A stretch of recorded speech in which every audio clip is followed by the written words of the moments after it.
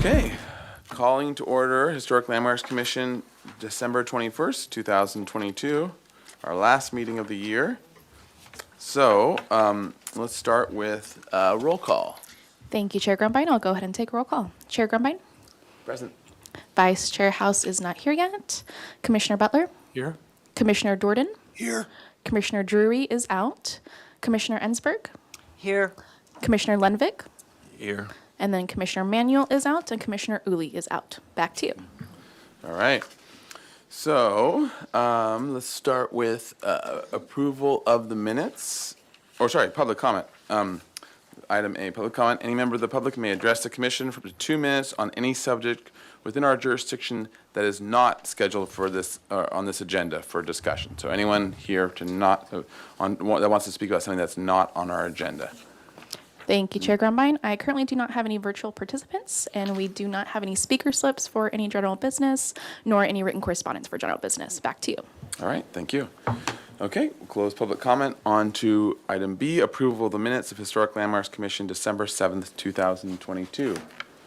Mr. Chair, Yes, I have a Commissioner Gordon. correction. Would you like to, do you want to start with the motion? Okay, I'll make a motion to approve the minutes. Great, thanks, Commissioner Jordan. And do I have a second? Second. Yeah, thank you, Commissioner Butler. All right. Having and- made that motion, I'd also Yes. like to point out, there's one mistake in the minutes. There's a reference to me announcing that I would leave the meeting early. I did not make that announcement, And did you leave early? and I did not leave early. So somebody else made that announcement, but it wasn't me. Okay. Might have been Commissioner Drury. Yeah, another Okay. D, that's right. Yes, okay, thank you for that. Chair Grumbine? Yeah, Commissioner Ensberg. Thank you. Yes, I have a couple of comments. One is on page 4. Mr. Stone was listed as a PhD, and I believe he corrected us that he Yep. is not a PhD, although incredibly amazing. Yeah.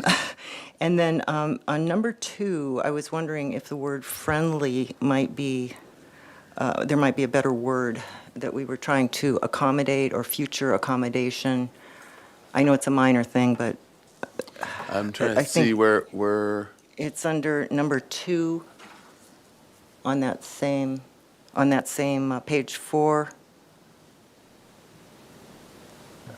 the page? 2. Oh, gotcha. Okay, so it says,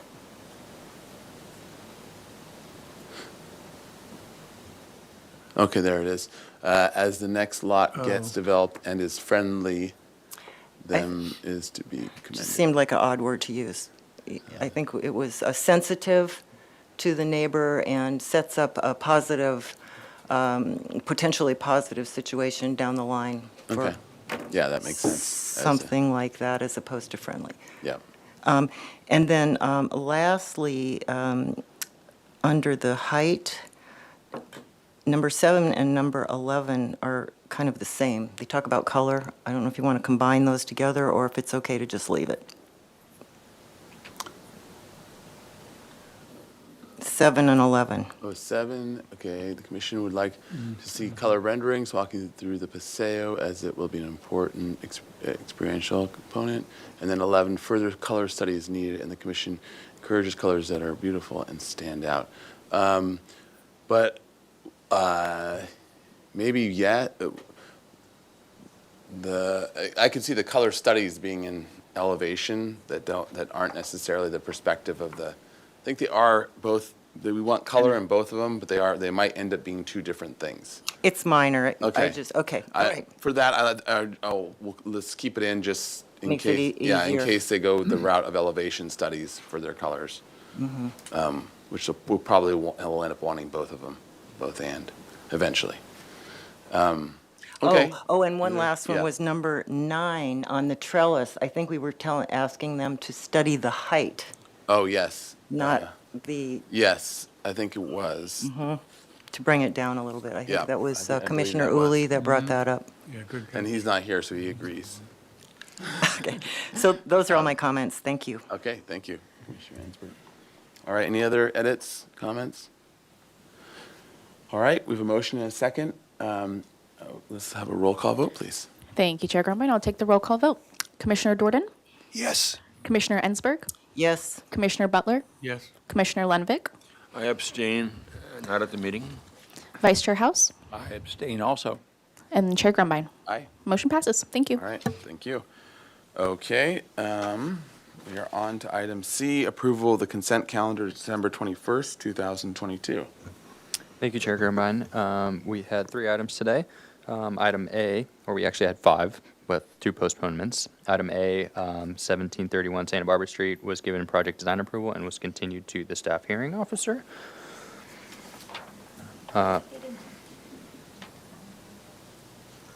Excuse me, just indefinitely continued to the staff hearing officer. My apologies. Item B was given project design approval and was continued to the full board. And item C was postponed. Item D was also postponed, and item E was a review after final, and that was approved. And those were the only. Okay. and Mr. Chair. Vice Chair. I would like to comment on item B, which is the EV charging station. And when I saw that on there, I went and looked at the minutes of our last review of it, and it was not continued to consent. It was continued presumably to full board. So I was kind of concerned about that, and I learned from staff that there's been subsequent changes to state law that limit our purview in reviewing EV charging stations. But I felt that, well, okay, maybe we can't review the stations themselves or infrastructure, but the pergolas, landscaping, lighting are definitely all architecture. So I said, you know, I feel very uncomfortable about reviewing this, and the site plan has totally changed as well. So, you know, I let the applicant know that I might refer it to the full commission or give it an approval, but make the commission aware that any one of us could bring it up to full commission if they felt uncomfortable with that. I gave it a project design approval with a few conditions, the biggest one being that the FRP, the fiber reinforced plastic columns, were not allowable in EPB. So they were receptive to the suggestions made, and I continued it to the full commission for final approval, which is yet to be determined by staff whether or not the state law actually requires it can only go to consent or something. But that's where it stands, so I would encourage you perhaps to look at the plans and see if you have concerns about them, and when it comes back, then you'll be informed. And on item E is the State Street undercrossing, and the columns that had been approved at preliminary design approval had entices to them, and they were covered in tile, and it proved to be enormously difficult to pull that off. So there was a request to make them straight columns. And I understand that this had been reviewed by you, Mr. Chair. Yeah. And you came up with the same suggestion I was thinking. How about a stouter shaft up a third and then a narrower? And so I think Public Works would have preferred not to have anything that somebody could use to help them climb up the column. But that's what I approved as the stepped column. Okay, great. Thank you. A question about the item B, and just to understand it. So are we going to be getting more information on from staff as to what exactly it is that is what are the nuances of all of the state law meeting what our process? And let me just say something about that I thought, okay, let me email our board secretary or staff to see if I could get a copy of that state law and read it before the meeting. Well, she's out sick, so I emailed Ellen Kokinda, and I'm out of the office until. So Gotcha. Thank Mr. you, Chair. Gullett attended the meeting and shared what information he had, but it was not extensive. Yeah, thank you, Chair Grumbine.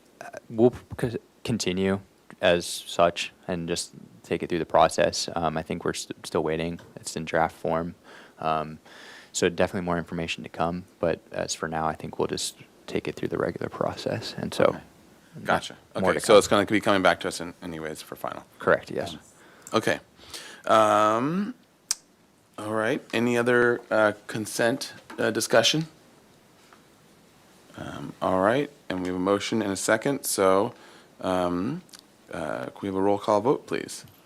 Thank you, Chair Grumbine. I'll take the roll call vote. Commissioner Ensberg, Yes. Commissioner Butler, Yes. Commissioner Lenvik, Yes. Commissioner Dorden, Yes. Vice Chair House, Yes. and Chair Grumbine. Aye. Motion passes. Thank you. All right. On to item D, announcements, requests by applicants for continuances and withdrawals, future agenda items, and appeals. Well, to staff, I think we have an announcement about, is item 3, is that off, or? I do have one announcement. I don't think it pertains to item 3. So if we do get to item 3, we might, it does look like it's postponed, so we might need to recess at that item. So, but Okay. I do have another announcement, though. City Council is holding a special recruitment for a licensed landscape architect to serve on the HLC. Commissioner Emanuel will be filling in until we can recruit a new person. Please note, it's not required that this person lives in the city of Santa Barbara.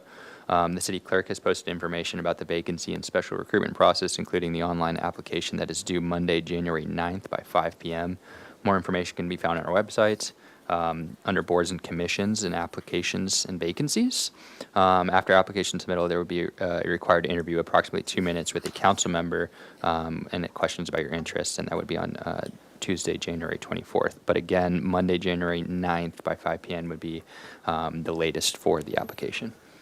And again, it's for the landscape, licensed landscape architect. So. Great, thank you. We all will reach out to our landscape architect friends and see any good ones that we can pull in. Great. Other announcements, et cetera? All right. Chair Grumbine, didn't we have an announcement about January, that the meeting is postponed till a different date, January 4th, or, oh, is it canceled? There's no January 4th meeting date. The next meeting date will be January 18th. Okay, thank you. All right. And, all right, then we'll go on to item E, subcommittee reports. So, do we have any subcommittee reports? I can report, Mr. Chair, on the State Street Advisory Committee. As many of you probably know, there was two community workshops on Friday and Saturday, the 9th and the 10th, at a storefront on State Street, and they both were well attended. I was not able to be at either of them, but they were well attended, and a lot of good information was brought to the staff and to the planners. The planners are still in the process of gathering information. They have not, as far as I know, formed any conclusions yet. They still have to come to us and to a lot of other community interest groups. So they're a ways away from actually putting a pencil on paper to the point that they'd be willing to show and talk. We had a State Street Advisory Committee meeting last Wednesday, and they simply brought us up to speed, and then we took an hour to do a workshop ourselves. We broke up into groups and laid the plans out and tried to reach a consensus among the people in the several groups, and then made a short presentation at the conclusion of that work to the entire group. And it's still interesting. We have people that are adamant about some things and on one way, and adamant about some things the other way. Bikes are still a very controversial item. And I think that, at least from my standpoint, and I don't know that it's fair to say that it's a concern of others, but I'm concerned that we are proceeding down a path for which we don't really know what the costs are and no sense of how the dollars are going to be found for whatever it costs.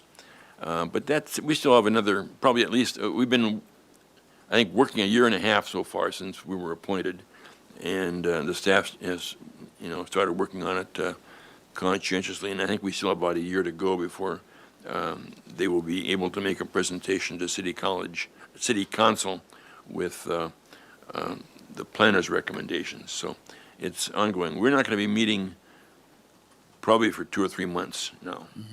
We're stepping back and letting the planners do their research and such. Great, thank you. As an add to that, I did go to the one of the workshops, and that was very well attended, and it was a lot of good stuff, a lot of different groups, different ideas, but tackling some of the similar things. I don't know exactly when it is, but I think it's going to be coming to HLC with something or some initial ideas in the next couple months, I think.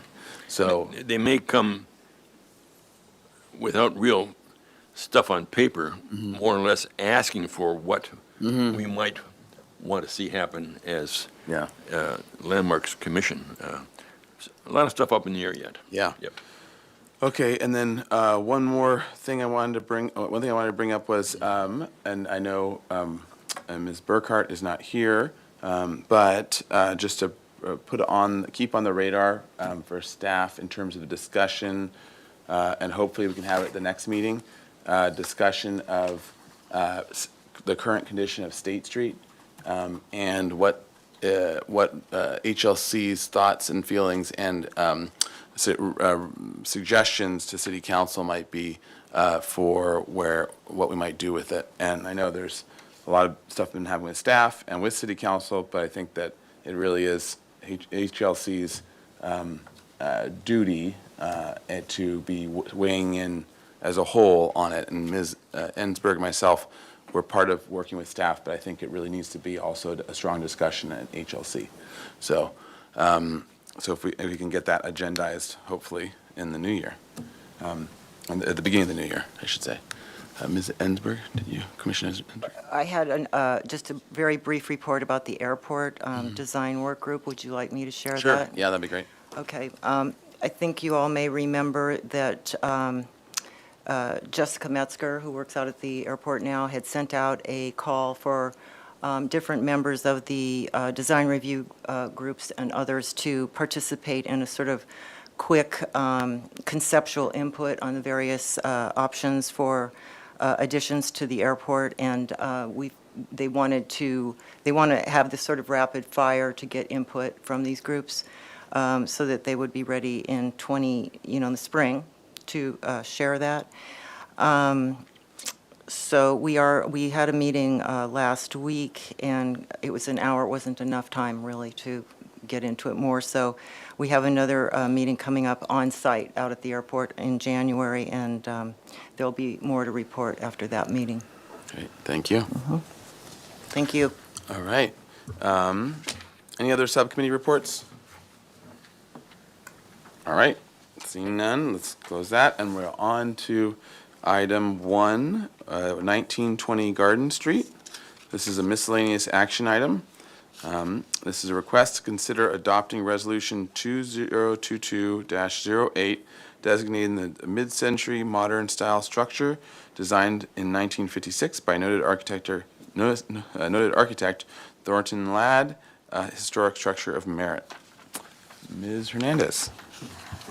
Thank you, Mr. Chair and Commissioners. I'm going to just do a quick presentation on the significance of the house. Thanks. So for starters, the house was designed in 1956 by Thornton Ladd in the mid-century modern style for Prince Hopkins. This is the entrance of the house, and it has... is that?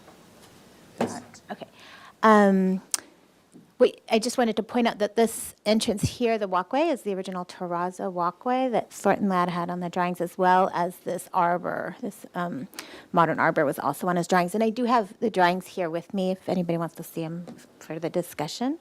And then this portion here is where the 2004 edition was, but I'll point that out more in the next slides. I did want to point out that this 1900 Pedregosa is where Prince Hopkins first lived, and he subdivided the lot in order to build the mid-century house. In 1955, he subdivided the lot.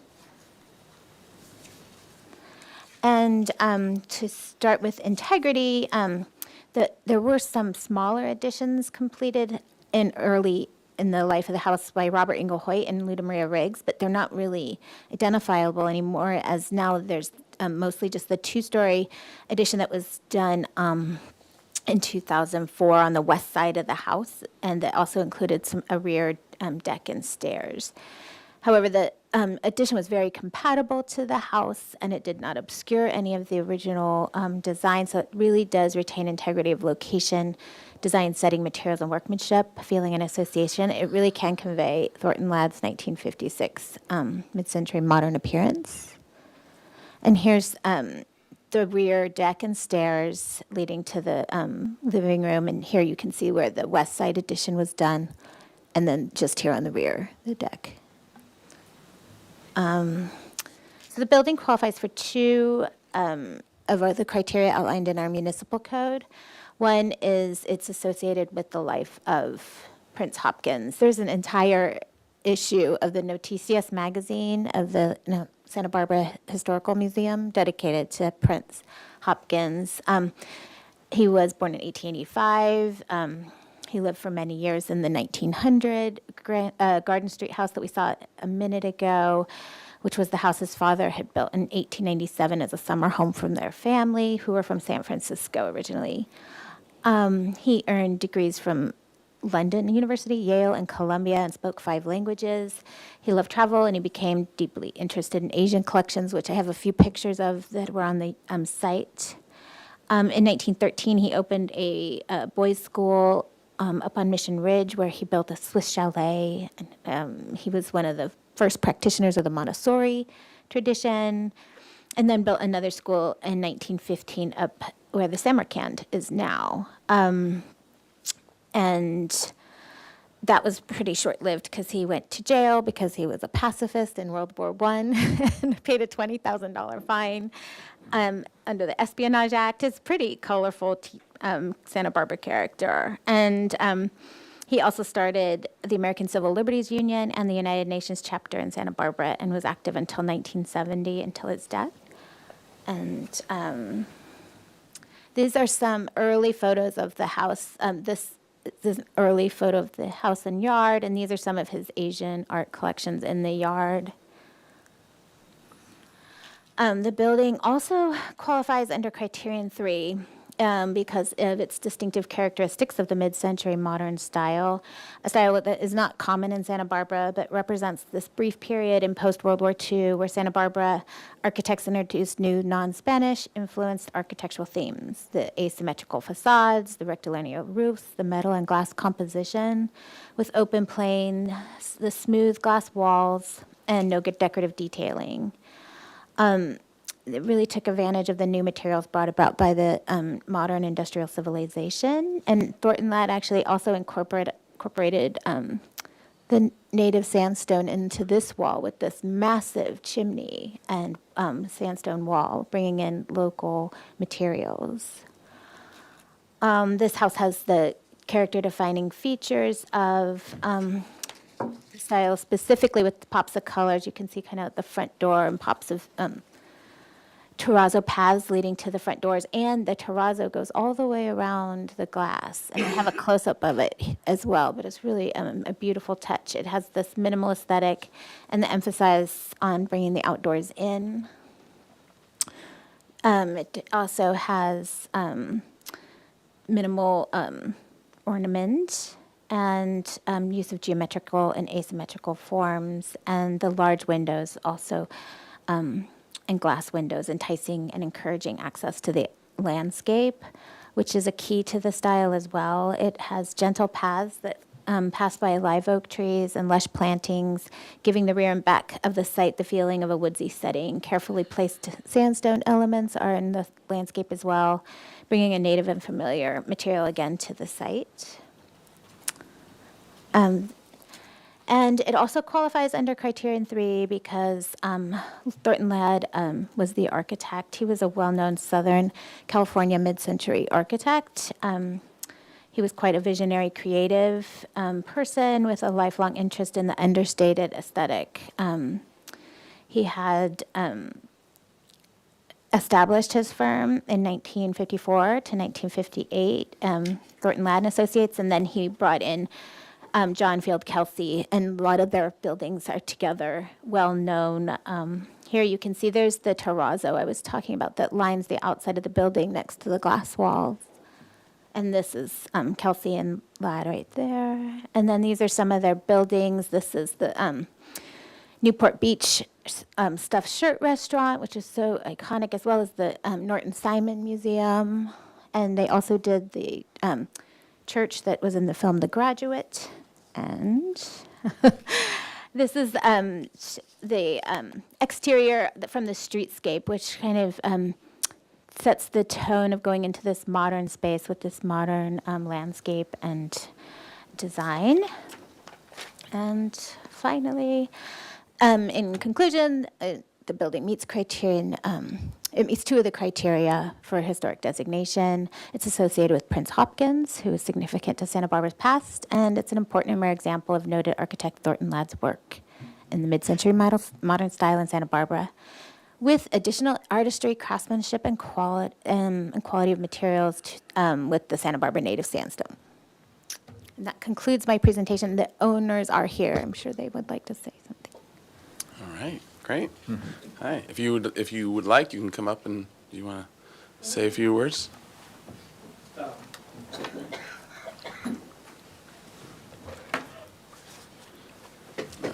Yeah, you can come right here, and then you can just, yeah, get mic'd. Is that one on? Yeah, the only thing that I would Oh, like here, to say let me- is that, Yeah, you can pull your chair up. Yeah, there we go. There, you get to speak right into the microphone. when we bought the house, it had several owners after Prince Hopkins had owned it, who had, I would say, in some ways, not respected the original design of the house. They had, for example, as was pointed out, the terrazzo going into the entrance, they had covered that with some sort of a Mexican tile so we removed all that. And the addition that we did was done by an architect, Peter Becker, who was a modernist architect here and really respected the original design of the house. Also, there was a good deal of work done with replacing some of the windows that you saw were a very important part of the house structure. And we had a very difficult time finding someone who could reproduce those. And we finally did find someone in the San Fernando Valley who had actually made the windows for the Neutra houses, which you may have heard, which are basically the same. They have a very small, they're made of steel, so they have a very small footprint, and we had those all completely done. So everything that we did in the house was really tried to bring it back to the original house that Thornton Ladd had designed. And it just is, it's a great house, and we really enjoy living in it. Prince Hopkins, as was mentioned, lived in the corner house. His mother actually was one of the heirs to the Singer sewing machine fortune, and she had built that house and owned that whole block. So we just feel that we always feel it was a really important structure, and feel that it certainly is deserving of recognition of merit. Great, thank you. All right, well, thank you very much. So if it concludes the presentation, we can go to public comment now. Any member of the public wishing to comment on this item? All right, not seeing any in the room. Do we have anyone Thank- virtual? Thank you, Chair Grumbrine. Currently, we do not have any virtual participants. I don't have any speaker slips, and we did not receive written correspondence for the item. Back to you. Okay, great, thank you. All right, I'll bring it to the board for any questions or Mr. Chair. discussion. Yeah, Commissioner I have a Jordan. question for Ms. Hernandez. In researching the house, were you able to find original period photographs when the house was first finished? Only those few that were in the presentation. Do you know who did those photos? I believe they were they were in the Noticias magazine, and I think they were given by Prince Hopkins' heirs. I think they interviewed his heirs, and they gave him some of the photos. So that would be where to go to the Noticias to see if we can identify the photographer. Yes. Yeah, that's Yeah, my yeah. question. Okay, And fine. I think I have it. I think I looked at the Noticias online. You can pull Okay. it up online, Thank but Great. Other questions, discussion, thoughts on it? Anyone? I think it's a beautiful home, and it was an office at one time in the maybe late 60s or 70s, but it is a home, and I don't know if the owner remembers, but on my cruising around Santa Barbara a couple of years ago, I got out of my car and walked over and was looking through the gate, whatever, and he invited me in and gave me a tour of the house. So I enjoyed that a lot. But it's deserving of recognition, and I would certainly support that. Great. Other thoughts? Chair Commissioner Ensberg? Grumby? Oh, sorry. Yeah, So Commissioner. do you want comments now, or just? Yeah, yeah, okay, yeah. Okay, well, I concur, and this is absolutely one of my favorite houses in Santa Barbara, really. I just love it. It is so classic, mid-century, indoor-outdoor living, Southern California. It's just really wonderful, and I love the way it was so beautifully inserted into that lot there. So, it's perpendicular to the streets, just beautifully designed, and I would absolutely support this. Great. Any other thoughts? Mr. Chair, Commissioner Jordan? I also am anxious to support this, and I'll just make the comment that the architect and the date, 1956, are, I think, significant, that I think this has more than a local interest, that I think this fits well into a small set of mid-century modern homes by leading architects nationwide. You could go to New Canaan, Connecticut to find a set of houses like this, suburbs of Chicago to find a similar set of houses. So I think this is a very important house and a real treasure for Santa Barbara to have one. All right, thank you. Seems like there's a lot of support for this. So does anyone want to make a motion to? I'll make a motion, Mr. Chair, if it's appropriate now. Yeah. Second. I'd move, Now it's a carte blanche. I move You can make whatever that motion you want. we approve a resolution to designate as a structure of merit 1920 Garden Street, Santa Barbara, California. Resolution 2022-8. All right, and now? Now I can second. I know Mr. Uli isn't here today, but he always gets in before. Yeah, you guessed that. Yeah, you probably would have beat him. Thank you. All right, we have a motion and a second under discussion. Any discussion? All right, let's have a roll call vote, please. Thank you, Chair Grumbrine. I'll take the roll call vote. Commissioner Butler? Yes? Commissioner Lundvik? Yes. Commissioner Jordan? Yes, Commissioner Ensberg? Yes. Vice Chair House? Yes. And Chair Grumbrine. Aye. Motion passes. Thank you. All right, thank you. And we have now a resolution of designation as a structure of merit for you. Sign it? Yeah, Nicole did, so we're good. So thank you very much. You signed the landmarks one, is that right? Yeah. All right, thank you, that's great. Okay, on to item 2, which is some miscellaneous action item. It's 1277 Farello Road. This is a request to consider adopting resolution 2022-09 designating the English vernacular style structure designed in 1936 by noted designer Harriet Moody, a historic structure of merit. And Ms. Hernandez. Thank you, Mr. Chair and Commissioners. We have the structure merit nomination for 1277 Farella Road. This building was constructed in the Depression in 1936 in an English vernacular style. It was designed by Harriet Moody of the Moody sisters, which are beloved. They're little cottages that dot Santa Barbara, are sort of treasured in Santa Barbara. Many of them are designated. Harriet was the designer, and her sister often did rose mullying and interior details. You can see from the Sanborn maps the development of the block in 1930. There's pretty much nothing on this side of the block, and there's just about 5 houses on the opposite side of Farella Road. And then by 1950, 4 houses on this side of the block, and more development happening up there on the Riviera. Just as some background of the neighborhood, the Riviera Company reimagined this neighborhood, and most of it was developed between 1920 and 1950. They planted many of the oak trees, the proliferation of terracing built by 20th century Italian stonemasons, and lots of the Spanish colonial revival style buildings earlier in the history of the Riviera. And they also oriented the homes so no one impaired the other's view, which to this day offers these unobstructed panoramic views of downtown Santa Barbara and the ocean. And this is the house right after the construction was completed, with the sort of sandstone retaining wall here for the outdoor terrace. And the driveway is really steep and comes right down, swooping here to the front of the building. And they did have these tiny, tiny garage. And the house now actually has had very few.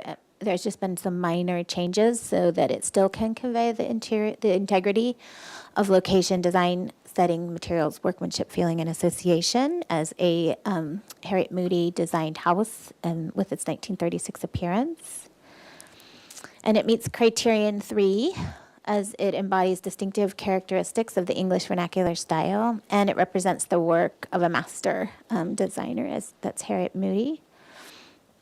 It does have these steeply pitched gable roofs, which were very common in that English vernacular cottage style, stucco walls, and the sort of signature of the Moody houses, these diamond-shaped windows. Many of them were salvaged from estates in Montecito because it was the Depression, and they were looking for materials. And then she also included these big wide door with wood-divided diamond panes in its top segment. The English vernacular style is also outlined in our guidelines for style guides of Santa Barbara that outline its important place in our city streetscapes. And to go into a little bit of Harriet Moody, this here is a picture of one of her first designs, which is on Coast Village Road and is a city landmark, and sort of she designed it for her sister Mildred to have a studio, and then they ended up having a tea house there. She also designed the 6 houses on Rosemary Lane, as well as those on Periwinkle Lane, which is in Montecito, and 2207 Alameda Padre that received a distinctive small house award, and 511 Miramonte that received a Santa Barbara Beautiful Award in 1982. She was a city engineer in her early career until 1925, when she left the city and became a designer. And the conclusion is that the building does qualify for criterion 3 as a work of Harriet Moody in the English vernacular style in Santa Barbara. That concludes my report, and the owners are here for this one as well. All right, great. Do the owners want to come forward and say a few things, or it's up to you? You don't have to, but yeah. All right, come on up.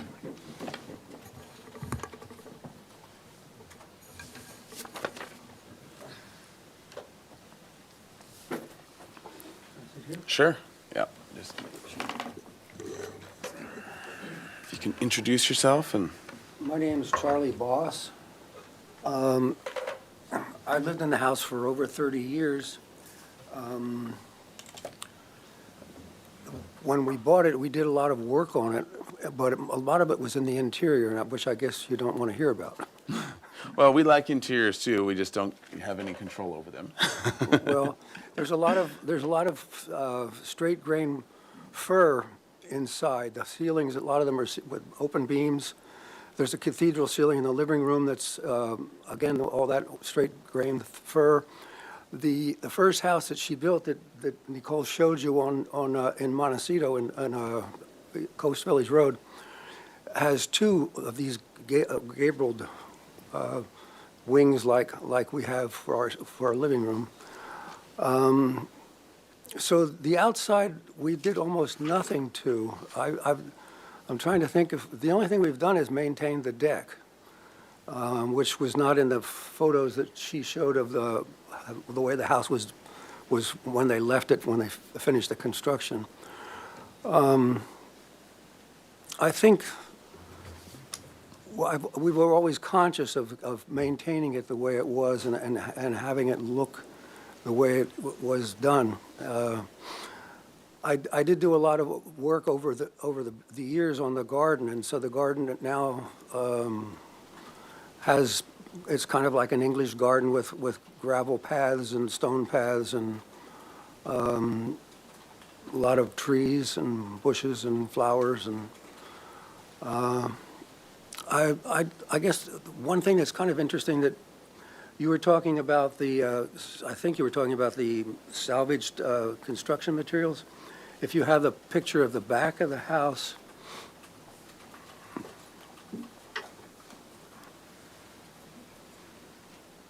yeah, well, the other one too. So those windows that you see on those two bedrooms are big sliding glass wooden windows with double pane glass. I was told, I'm not swearing to you, that they were salvaged material from some estate in Montecito, and you can see those are the original doors that were there in 1936. And they're still there. We had to, after we bought it, the only thing we really did is repainted them, and we had the rollers had to be replaced. It was very hard to figure out how to do that, but we did. That's great. So I think that's about all. Great. Thank you. Thank you. Thank you very much. You're welcome. All right. So if that concludes your presentation, we will go on to public comment on this item. Any member of the public wishing to comment on this? All right. Not seeing any in the room. Thank you, Chair Grumbine. Looks like we do not have any virtual participants. As you mentioned, I don't have any speaker slips for this item, and we did not receive written correspondence. Back to you. Okay. All right. So to the commission for questions or discussion. Thoughts? Mr. Chair, I have a comment, not a question. So Okay. Yeah, fire away. fire away. I'm going to enthusiastically support this. The comment is that Santa Barbara, for a city of its size, has an unusually sophisticated architectural culture and has had since it was a very small town. One aspect of that is the presence of women architects in the story. Luda Marie Riggs, the Moody sisters. I taught in the schools of architecture for 30 years, and I know from listening to architecture students, to women, how important it is to have a sense that they have a past. So I think that the house itself, as an example of period revivalism during the Depression, and also the fact that it involves some of the Moody sisters, I think makes it an outstanding candidate for designation. Yep. Thank you, Commissioner Jordan. Other thoughts? Well, I think everyone else probably feels similarly. Would someone like to make a motion? Mr. Chair, I'll make a motion to adopt Resolution 2022-09, designating the English vernacular style structure at 1277 Farello Road as a historic structure of merit. Second. All right. Thank you, Commissioner Jordan and Vice Chair House for the second. Under discussion, any other discussion? All right. Can we have a roll call vote, please? Thank you, Chair Grumbine. I'll take the roll call vote. Commissioner Lenvik, Yes. Commissioner Jordan, Yes. Commissioner Ensberg, Yes. Commissioner Butler, Yes. Vice Chair House, Yes. and Chair Grumbine. Aye. Motion passes. Thank you. All right. Thank you. Thank you. Thank you very much to the owners and all the work that you do to upkeep and keep it beautiful. And we have a resolution of designation as structure of merit for you as well. Suitable for framing. That's right. Thank you. Thank you very much. All right. Yeah. Okay, so now we have what would have been item 3, which was scheduled for 2:05. So that has been postponed, right? So we're going to have to go into recess.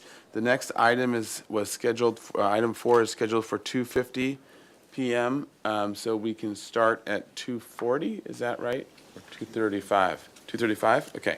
So we will reconvene at 2:35 PM. So we've got almost 20 minutes, 15 minutes, enough to run and grab a coffee. Uh-oh.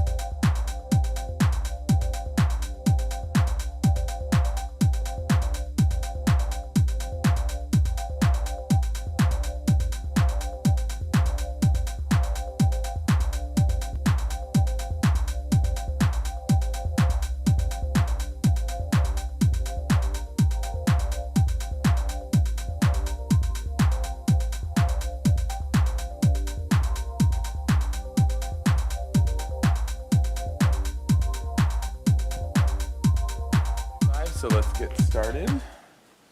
All right. So reconvening Historic Landmarks Commission. And are we good? Good to go? All right, great. All right, so on to item 4. This is a new item for concept review, 2151 Mission Ridge. The project site contains a residence listed on the city's historic resources inventory. Proposal for construction of a new 1,700 square foot, 2-story accessory structure consisting of a garage at the ground level with a gym, art studio, and covered porch above. The project is associated with an existing single-unit residence. And no final appealable action will take place at this meeting. Project compatibility findings would be required for a project design approval. This project was last reviewed as a part of a one-time pre-application consultation on September 14th, 2022. And there's a historic significance report. And so with that, we welcome. If you could introduce yourself for the record, and then we'll go to the minutes from that last one-time report. Good afternoon, Commissioners. I'm the designer, Will Soffren. Okay, great. Welcome.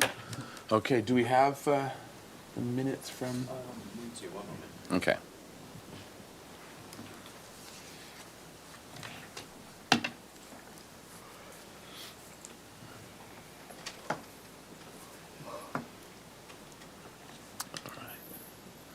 Great.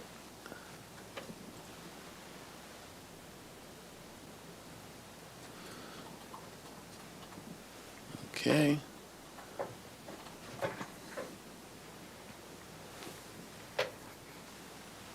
All right, so the comments were the general site location and general footprint seem appropriate to the project and to the scale of the house. The plate heights need to be reworked and lowered. Look at the main house as inspiration for the plate heights. Restudy lowering the garage doors as low as practically possible.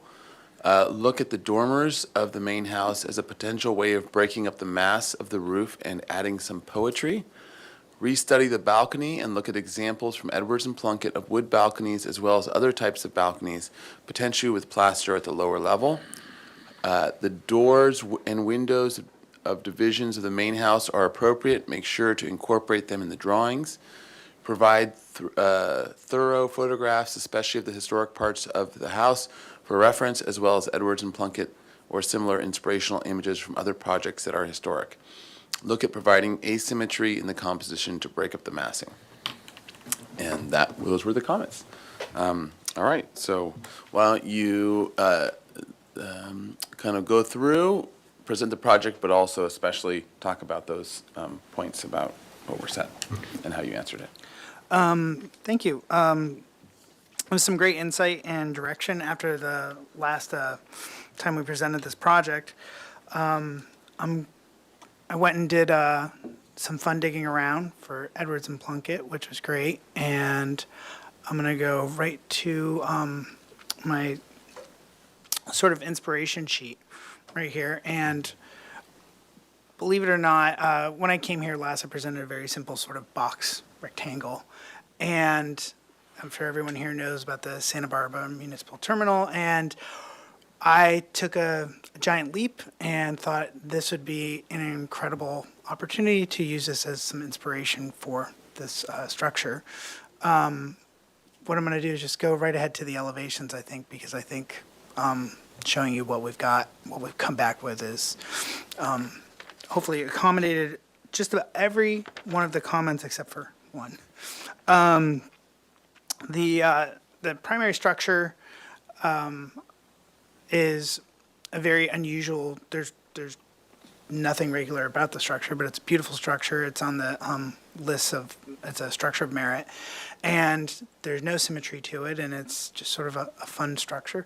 There's a tower, or you could call it a third-story addition that was done by Edward and Plunkett. And so that was where I believe there was some suggestion that I study Edward and Plunkett because we're unaware of who the original architect was for the primary structure. So looking around, I kind of thought that the Santa Barbara Municipal Airport Terminal was a wonderful inspiration for the structure. And this would be the front of the garage. What I did was, in order of addressing the commission's comments, the site location, general footprint were deemed appropriate. In the previous, when we did the design review, there was comments about the plate heights needed to be reworked and lowered. What I did was I went and measured, or I already had a good sense of what the plate heights were in the primary structure. And instead of adopting one plate height, we have a few different plate heights now. Intentionally trying to take advantage of a further comment, which was to look at the dormers in the main house as a potential way of breaking up the mass. So what we've done is, instead of just having a hip roof, we've added a gable section here, and we've lowered the plate in this section to create a dormer effect. This is the north facade when you're pulling up to the garage.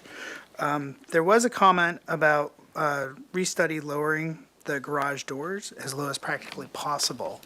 The garage doors there's one garage door, two-car garage door on the primary structure, the main structure, that's 7 feet 6 inches tall, and these, as drawn, are 8 feet tall. The reason being that the homeowner owns some avocado ranches and has a couple of large vehicles, and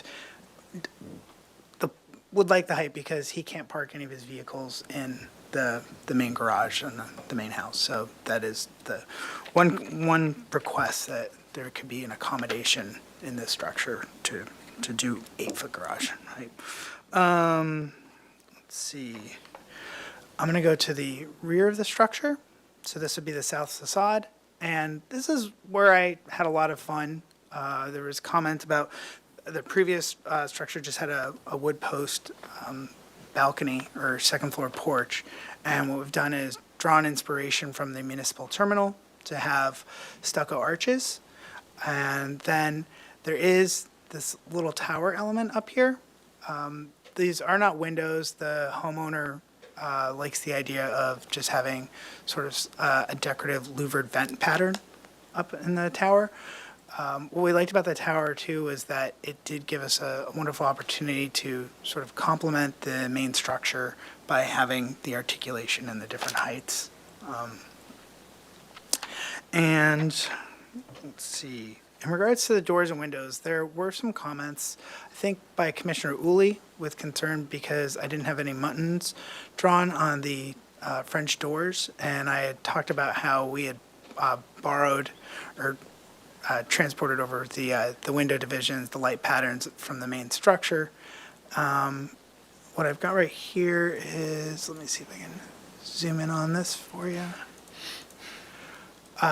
This is a picture of the French doors, the original French doors, or, I mean, I can't say original in the main structure, but they came with it that are very old. And so that was the impetus for us to carry over that theme, since all the French doors in the main structure don't have muttons.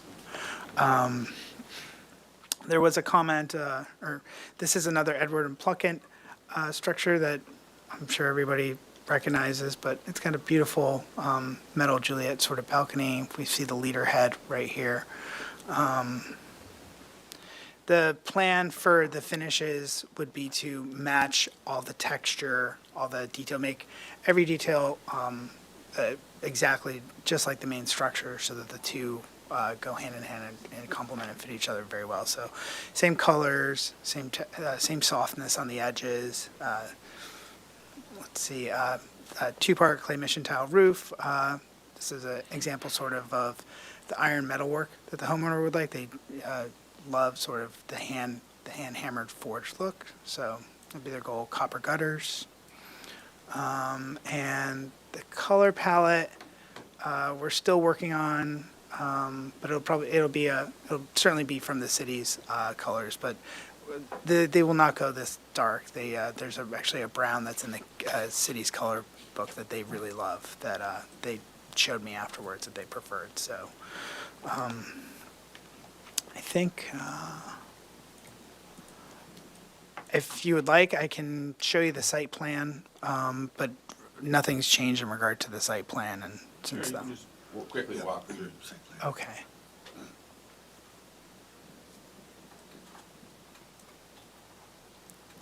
Here's the site plan, so presently you come into the driveway, there's presently a giant turnaround, but actually there's a new pool that's permanent right here, so that's what's happening there. So what we do is like to construct a new artery that would take us to the new garage. So that's, All right, and you want to just flip through quickly, just, they may have not changed, but just so we kind of get our eyes on everything. yes. Floor plan, we've got the garage. And then to accommodate the lowered plate height here, we we vaulted the garage ceiling up. And so there'll just be, if you come up the stairs to go into the studio space, you'll have this nice area and then the covered porch. This is the roof plan, showing how that would work. And then going to take advantage of this nice flat roof area to conceal solar panels so that the clay tile doesn't have any solar panels sitting on top of it. I think, and I'll go back to just the comparison sort of the garage house and structure. I had, when I last presented, the more detailed version of the structure, but I believe Commissioner Woolley had recommended that I not show all the detail of the main structure. This would be the east-west views. So that's my Okay. presentation. Great, thank you. All right, so any member of the public wishing to comment on this item in the room? All right, let's go to public comment remote. Thank you, Chair Grumbine. I currently do not have any virtual participants. As you mentioned, I don't have any speaker slips for this item. We did receive written correspondence from a Helen Kuklelis, which was distributed to the board prior to the meeting. Back to you. Thank you. All right, to the commission for questions. Mr. Chair, Vice Chair House. could you show us the section drawings? I don't recall if you said how tall the plate heights were. Oh, sorry, yes.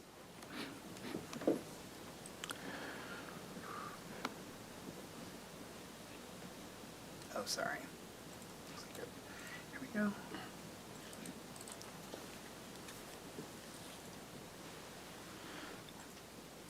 So we've got an 8-foot plate height in the main space. This is our east-west section. So it would be facing sort of the garage doors would be right here. And then in the rear portion right here, so this would be where the garage is vaulted. So we have sort of a clean space without mixing the two plates. This plate, I think, came out to be 6 feet, 6 inches. And that 9 foot in the garage, is that where the ceiling is raised? Yeah, the ceiling's 9 feet, and we would have an 8-foot garage door, so we could have the rails rise up so that there'd be a clear 8-foot clearance inside the garage. I'm still a little confused. You said the garage was vaulted. Is there two different ceiling levels? Oh, I apologize. There are 2 different ceiling levels in the So garage. is 9 feet the higher level or the lower level? This right here would be the higher level, sir. No, but in the garage. Yes, I'm showing the garage right here. Oh, it's the full height? No. Yeah, it would be the full height. Oh, Yeah. I see. Can you show us that in plan? Yes, sir.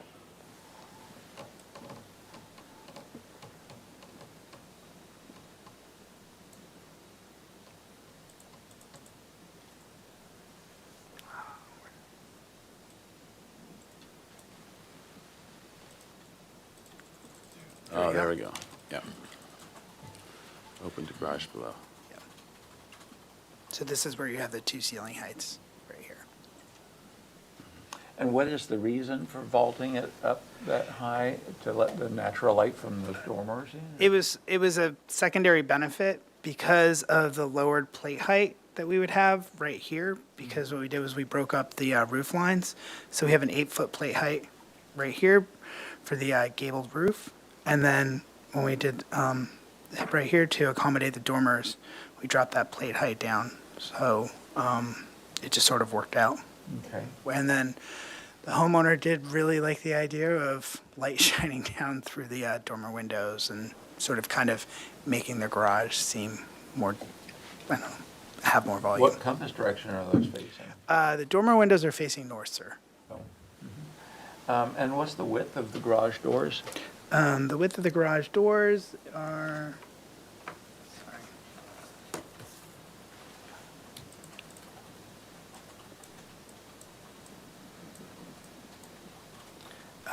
108 inches wide. 9 each. feet? Yes, sir. Okay. Other questions? I have a question, and it might help if the staff was to bring up the drawings of the September 14th review. Is that doable? Okay, great. Because my question is, and I guess we should go back and look at the minutes, but there seems to, you've interpreted our comments, apparently, to take a relatively simple and plain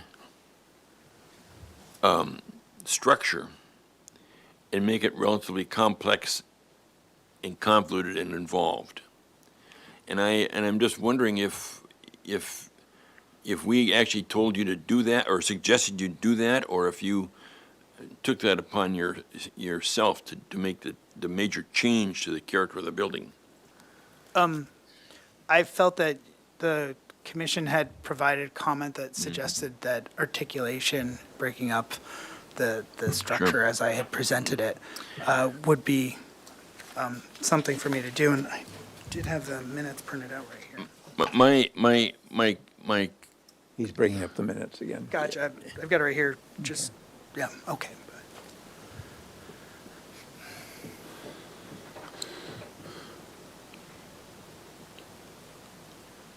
So, yeah, so then to that, look at the dormers, restarted lowering the garage door as low as practically possible. Plate heights need to be reworked and lowered. Look at the dormers in the main house as a potential way of breaking the mass of the roof. Restudy the balcony and look at examples Edwards and Plunkett. Doors and window divisions. I don't see anything there specifically which says, Providing asymmetry. make this thing more complex, involved, and convoluted. I don't see that there. What concerns me is that we have a house which has some significance, and that architecture should be respected, and this additional building on the property should be secondary to the main house, in my opinion.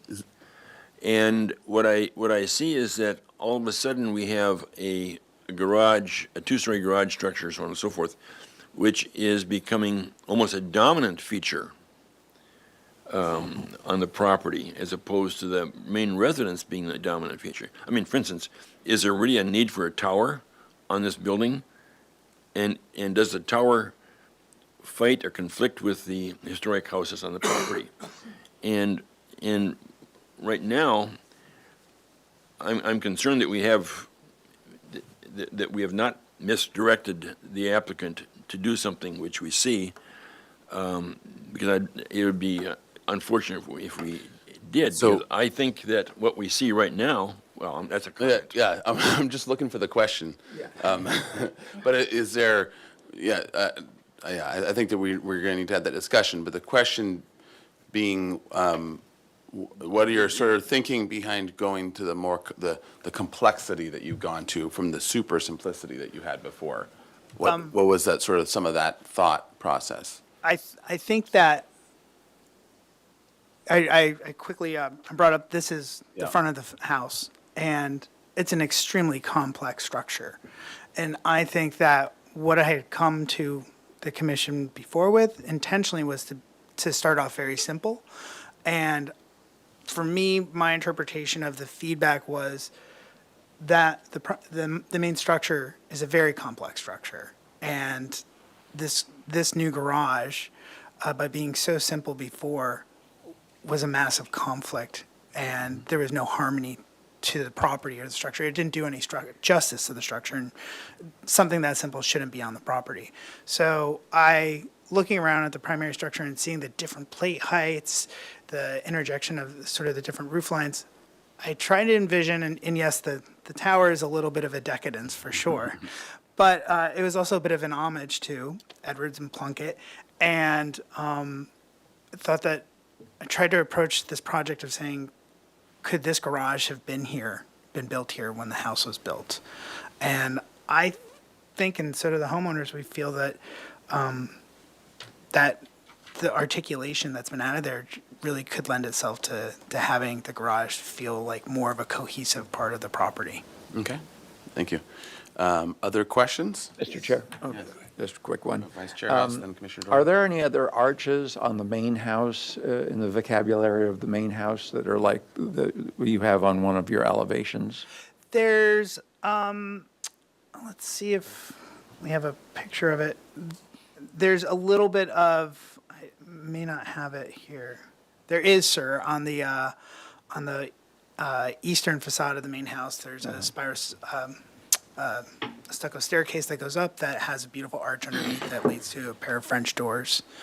So yeah, that was where. And actually, if you can scroll over the main house photos a little more, I think that would be also helpful. I know This this is just not might be the my easiest way context to. analysis, I know. I think, is there a way to pull up the historical report for? Oh, you know what? This might, actually, this is it right here. We're good.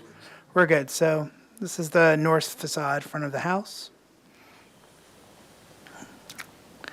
And it's really hard to see, but this is the southeast corner.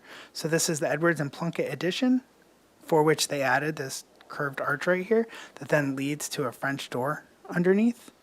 So it's really sort of hard to Yeah, see that. looks like a sort of segmented arch. It's like a part Yeah. circle. Yeah. So this is the arcade. And this is the western facade. Okay, great. All right, Commissioner Jordan? Could we go to the site plan? Yes. Yes, sir. We received public comment, correspondence on this, and my question is, where, in that letter to us, there was a reference to a trellis and to a turnstile, and where are they? On the site plan? They are on her property? Okay. The trellis and the turnstile referred to in the letter that we received. I'd simply like to know where they are on the site plan. Yes, sir. But they are not on this property? Right, Okay. okay. But do you have something that shows about? Yeah. Okay, great. I'm assuming probably here. So there's quite a bit of distance. Yes, sir. I mean, they're not on this property, That's correct. and they're not even close to the edge of the garage, correct? That's correct, sir. That's my question. Okay. Any other questions? Yes, Chair Commissioner Grumbine. Ensberg? I'm a little confused still about the garage. You have, so if I'm understanding it correctly, it's a 2-volume garage. It goes up, how high is that it goes up where it's the tallest? I'd say 9 feet. Why don't we say it? I mean, at the peak, we could say 18 feet. Okay. But so what is, it only occurs in that one spot. The garage is, the floor of the garage is larger, and then there's this one area where it goes up like a shaft, Right. kind of. Yes. And why is that? What is the purpose of that? I mean, you have right now you have a door that's 8 feet, so your vehicle is less than 8 feet. So once you get it in there, what's the purpose of that space up? Just curious Oh, no, to understand. absolutely. So because it's an accessory structure, we are limited to how much square footage that we could have and have it sort of a habitable or usable space. And so the homeowner really wanted the footprint of the 3-car garage bay and also loved the envelope that we have developed. And by pushing down those plate lines, we we explored sort of reducing the second floor footprint, the second story footprint, but this seemed to work out much better. And with that lower plate line in that vaulted space, the homeowner, again, really enjoyed sort of having the dormers and the added light and that added sense of volume in there. I think he does like his vehicles and probably plans on spending a lot of time in there. Okay, thank you. He's going to have a coffee machine in there. I can guarantee that he is going to have a coffee machine in there. All right. Other questions before we go into comments? Okay. All right, let's go into comments. Who wants to start us off? And I'll start by just framing it for reference of thank you for taking our comments to heart and really giving it a strong shot at this next wave. So who wants to start with some of the comments? Well, I guess I'll be brave and go. I would agree with that framing, and I also agree with Commissioner Lenvik. I think that the ultimate solution is somewhere between your first iteration and this iteration. And it does need to be deferential to the main house, and right now it's kind of competing with it. So, the tower just seems like gilding the lily and not necessary, and is something more in the view of neighbors, et cetera. So it just seems like, it's an unnecessary expense and extravagance. Looking at this, the north elevation, I have several concerns. You have those corbels underneath the area that has the dormer windows, which ordinarily would be embedded in a masonry wall and projecting out, or they'd be sitting on top of a beam, but they're just right on top of the garage door opening, so they're not structurally credible. And that's the problem with wanting to have 8-foot-high doors. It doesn't give you that extra stucco that you need there. And then if I look at the right end of that, is that a wall projecting out from the right corner? Yes, sir. You can. This here, okay, that's what it is over there, yeah. This is it. Okay, because otherwise, my first impression was, boy, that's pretty narrow plaster there, and it looks spindly. But I guess partly it's because without the wall, it's the same as on the left side. Is that right? Yes, sir. Yeah, okay. And then another comment I would have is it just seems like there's a mix of architectural vocabulary, and you've got arches on this other side and then these square garage door openings. And it would solve some of your problems if those were arched openings, but you still have that problem with those corbels coming out. So I'll stop there and let others make their comments, and somebody can synthesize. Do you have an elevation that is of the main house and the garage in these drawings? I did, but Commissioner Uli asked me to not include that in this presentation. Because you're looking at it right now, right? Well, I'm looking at the prior Yeah, application. which had the drawing of the Yeah, house, yeah. you're saying.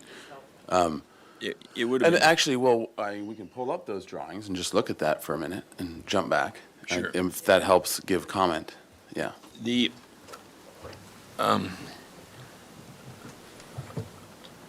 Probably be towards the bottom. you've designed an interesting garage gym structure. And even, and I'll just digress, go back. This was your prior submittal, and there was a simplicity to it that I think got lost in either hearing our comments or you trying to interpret or whatever. But pull it down again. But I mean, you can see that if everything is to scale, that the garage structure is a bigger volume, a bigger mass than the main house.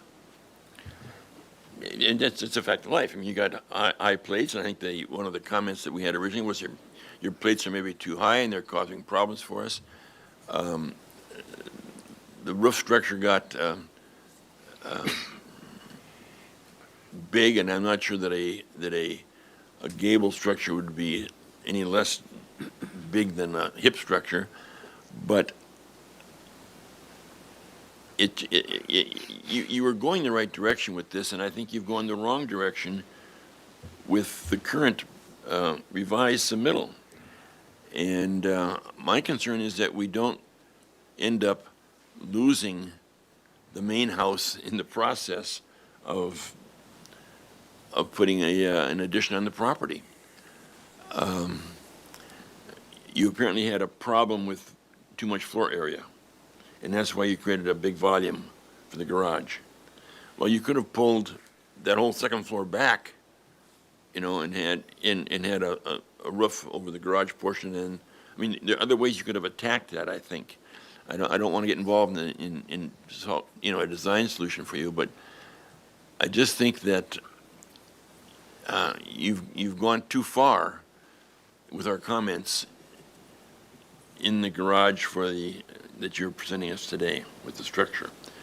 And I think you've got to find a way to simplify it. There's no need to put an airport tower on this garage structure.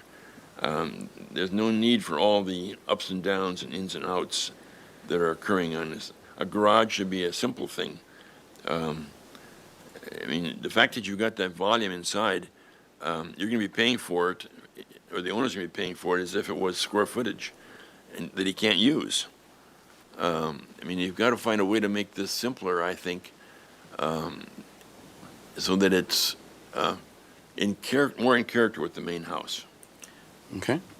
Can I just throw out one thing? Can we just quickly look at also, I just wanted to show that to your point, Commissioner, that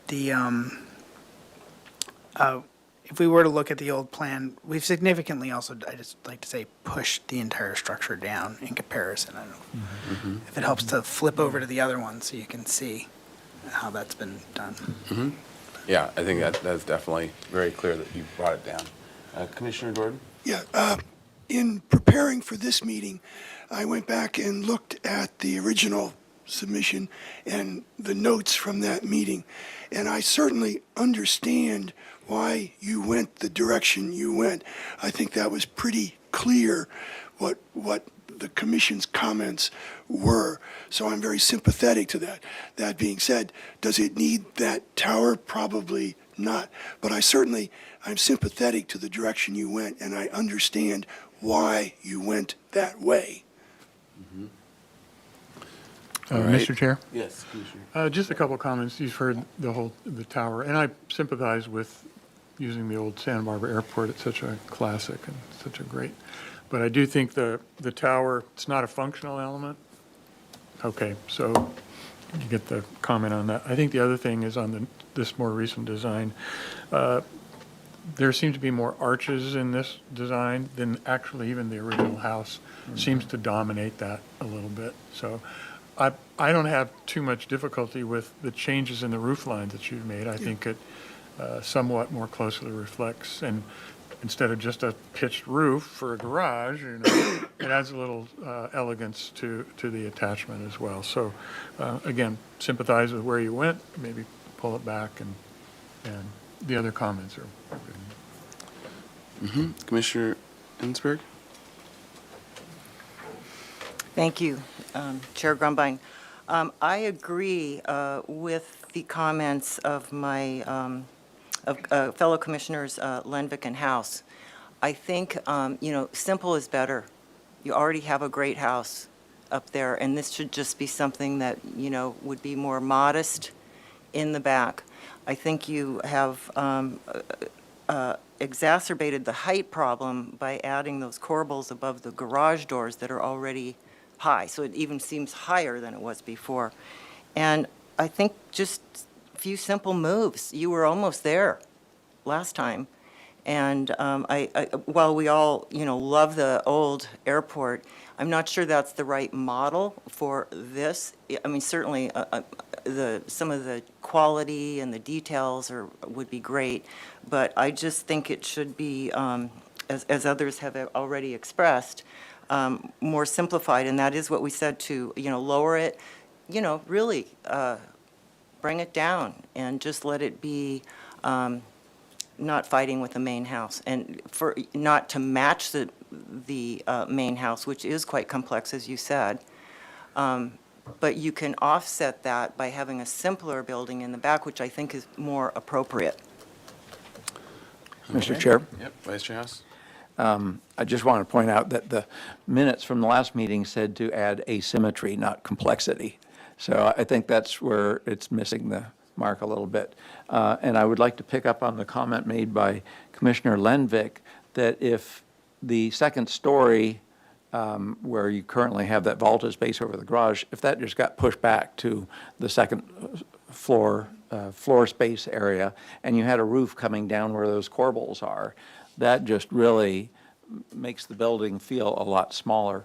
And as far as those dormers, up that high, facing north, they're going to do very little to put any light in the garage. But, if you had maybe just one in the center of that roof structure, that might be a nice little detail on it that picks up on the house. But I think you're getting there, and we look forward to seeing it on your next try.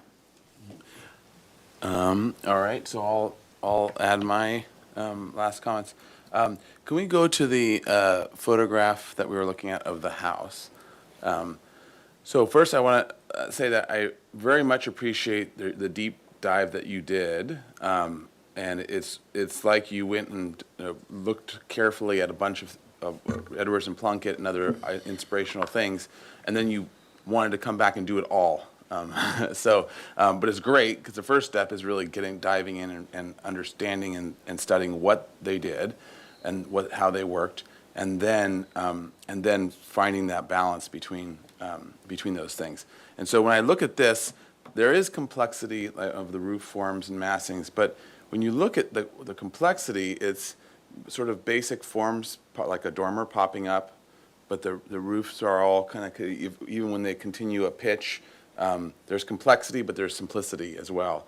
And I think that's where the sort of the throttle needs to be added here is having that combination of the simplicity. Even if you were to match the overall complexity and detail and ornamentation and all those things of the house, you would be pulling it back from where you have it currently, and then if you were to take it down even another slightly smaller notch, you would, and I think that the garage here kind of shows it with that.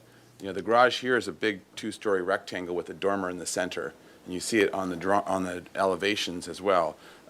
That's a pretty simple move, but it has some detail to it. It has a dormer popping up through the roof. It has the garage door centered underneath it, but it's fairly simple as a structure in that sense. So I think that's where you need to get to. I agree with the other commissioners in terms of the tower being too much.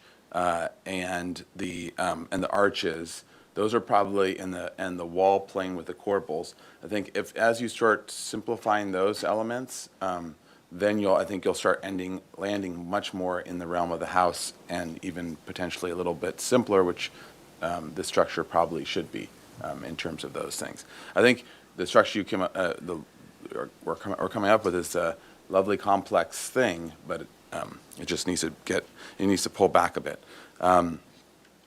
The other comment, if you can go to the elevations on, I wanted to look at the back elevation with the arches.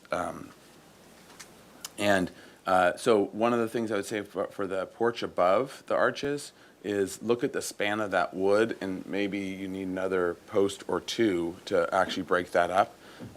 I see how you were looking at the post and the plaster wall of the main house as a stacking on top of it on the one side, on the left-hand side. But on the right-hand side, I think it should just come down as a full wood post. I saw that detail was on the main house, but you need to, but it would stack on a wall, but it doesn't make sense as just the one little skinny piece. So just as a minor note, but as you are developing the covered porch area, I think that'll be good and important. So, I'll try to summarize these comments. So, one, the commission appreciates your study of Edwards and Plunkett, and thanks you for that. The overall direction is to simplify to a point where it's less complex than the main house. The asymmetry is appreciated with this design and breaking up the massing. The tower element is too much, and I think it should be either minimized or eliminated, I think is probably the main consensus with that. The arches to use less arches, less or no arches, depending on the end-up design, but to minimize the use of the arches. Let's see, the commission appreciates the dropping of the massing and the breaking of the roof line. It's definitely an improvement, and definitely now is in relation to the house is the minor design of the in terms of massing, and that was is a good thing and much more appropriate for this building. Let's see, the suggestion, if we go to the other elevation, is north elevation, I believe. Yeah. On the north elevation, suggestion to eliminate the wall and corbel pop-out and to look and restudy the volume space, the two-story volume space within the garage, and that wall plane. I'll just kind of leave it at that because there's some other particular suggestions, but you might try out a couple different ways of going about it with dormers or however. Let's see, any other, it's still surprising to me about the doors didn't have muntins on it. And I question whether they're original. They might be old, but I would question whether they're original. But regardless, it does match the main house now, and especially if they're all that way. From my part, I'd be okay with as you've proposed here. And the muntins and the windows look good as well, just as a additional note. Let's see. Any other comments that I've missed here?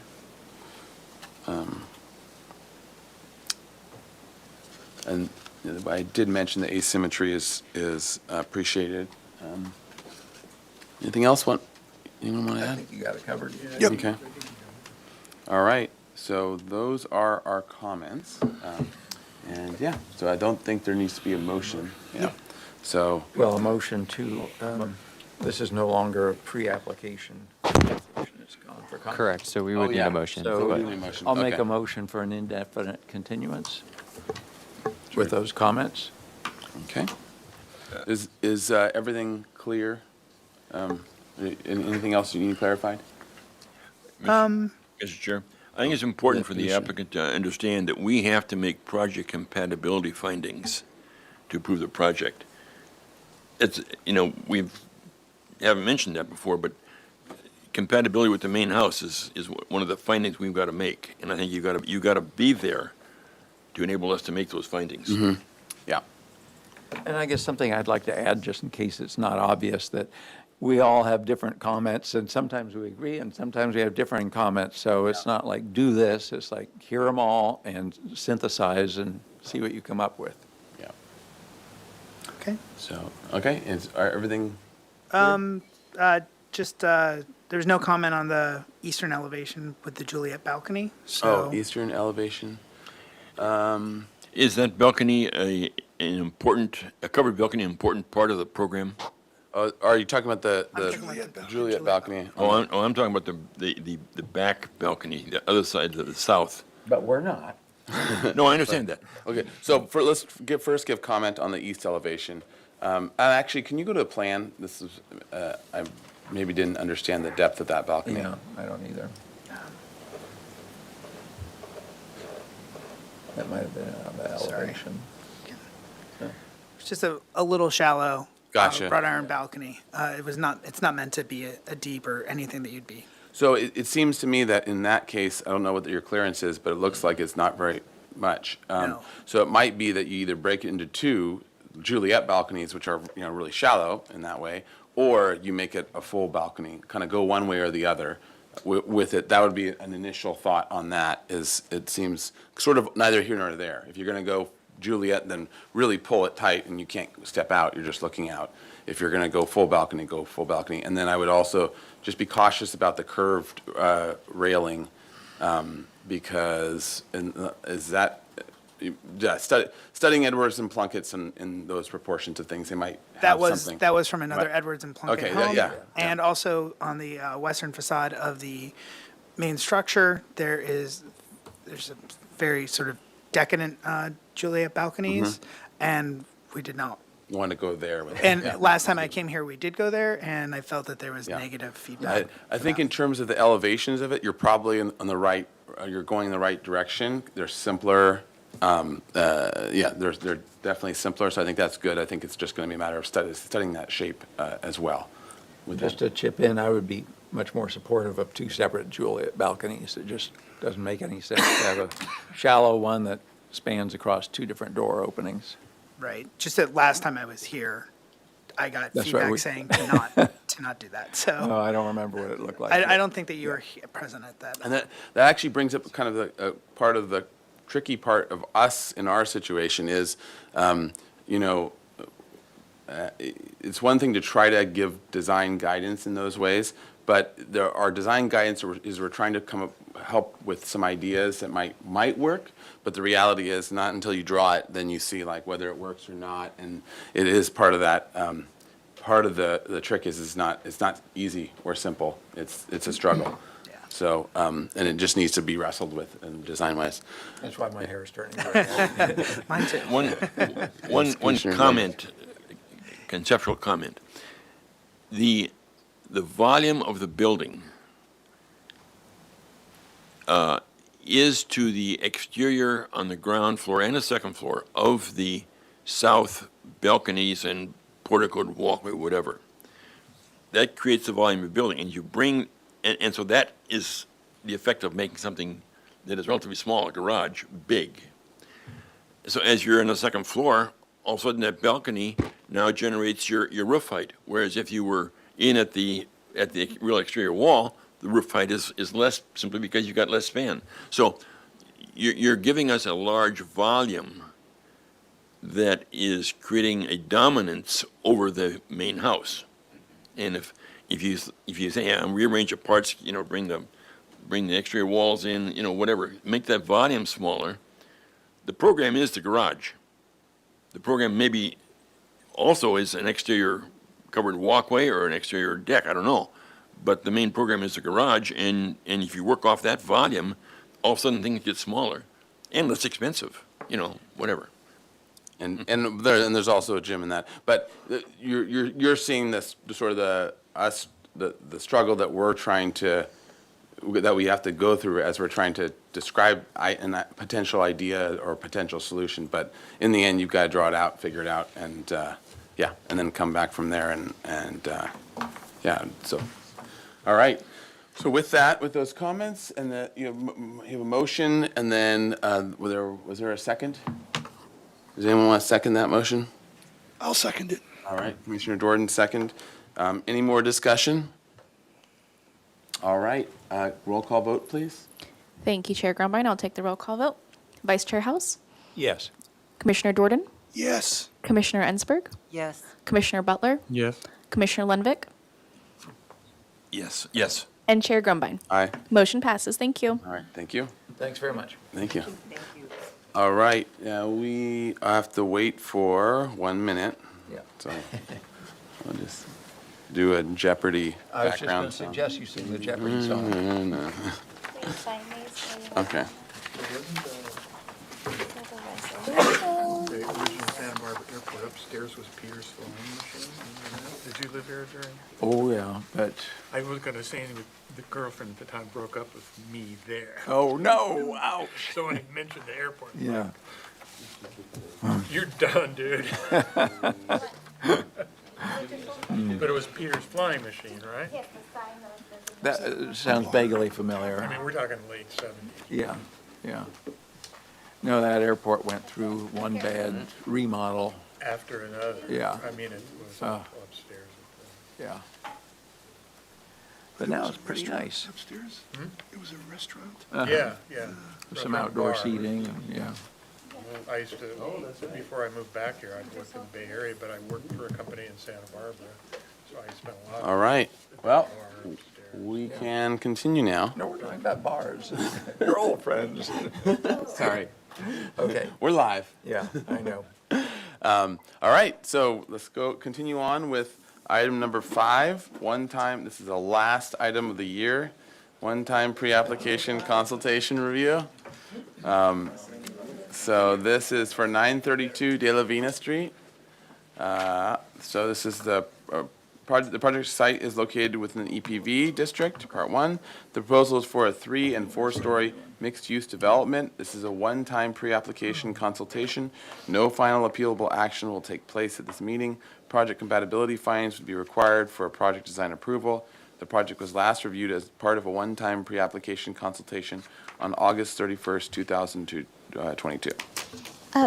So, Commissioner, Mr. Chair and Commissioners, just wanted to make you all aware, because it wasn't on the agenda, that this building is next to a structure of merit.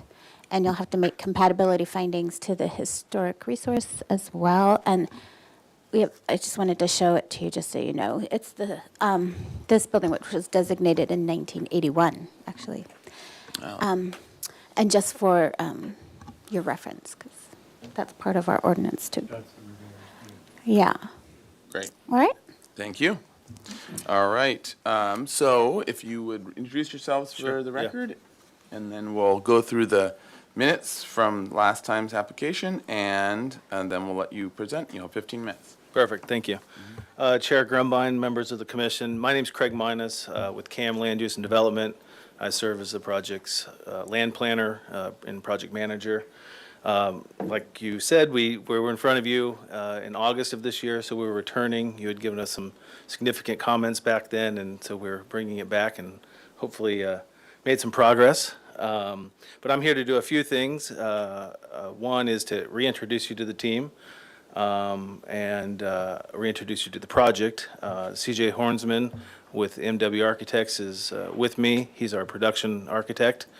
He was in front of you at the August concept hearing as well.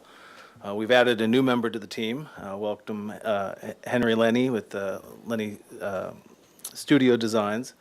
And Henry's serving as our design architect. Has brought a lot of really good components and insight to the project. So again, to get you familiar with what we're trying to accomplish, the site is, we're looking at the chapter 2, the next chapter for the site. It's currently served, the Jiffy Lube is the operator there. They are leaving. The site is zoned for housing. It's a housing opportunity site per the city zoning ordinance. So this is an average unit density site. It's in the central business district. It's in the housing priority overlay. It's on a major transit corridor. So the city believes it's a housing opportunity site. We believe it's a housing site. And so that's, again, really what we're kind of passionate about here. And that's what you're seeing today. So what I'll do is turn it over to the rest of the team. CJ is going to kind of walk you through the building blocks of where the design is now in response to many of your comments you had in August. Henry's going to help us understand kind of the details of the architecture and the programming with respect to aesthetics and the design you see. So thank you. Let's pause the time for a minute and let's go through the minutes from last time, just so we're refreshed on that. All right, so this was comments from the commission were that the commission unanimously finds that the current mass, bulk, and scale is not appropriate as designed in this location. The commission's comments include bringing the project down to 3 stories and looking at Casa de las Fuentes as a way of resolving the transition from the street to a larger massing. The garage openings and circulation need to be resolved. Provide less openings, perhaps 1 or 2 openings at maximum. The way the openings address the street is important. The historic building on both sides of the project need to be respected as 1-story buildings. Look at both neighbors and study how those buildings get space. Study the setback and massing patterns along De La Vina Street and Carrillo Street. Study the height of the closest buildings, both large and small, in a 1 to 2 block radius. Provide a street elevation in both directions showing at least the closest 3 or 4 buildings for comparison to scale. The massing language should express simplicity and continuity. The historic drawings in the David Gephardt room can be looked at as examples. There are a variety, but even those that change a lot and have a village look have simplicity and a language unto themselves that expresses a continuation of character. The floor plans need to match the elevations more closely. Show all street views of the proposed building coming up and down De La Vina Street and Carrillo Street. Show 3-dimensional views from ground level. Provide a strong front entry. All right, those are the comments. So, I'll turn it over to CJ, but one comment in response to the planner acknowledgement of the Hotel de Riviera. It is a structure of merit, and I think you guys reviewed this last time. It is a structure of merit due to the craftsman architecture. Again, you'll see that we've respected it regardless, but I think it's worth noting that last time it's craftsman architecture, which, like I think you said last time, would not even be allowed in this district anyway. So I thought that would be worth noting. So thank you. all right.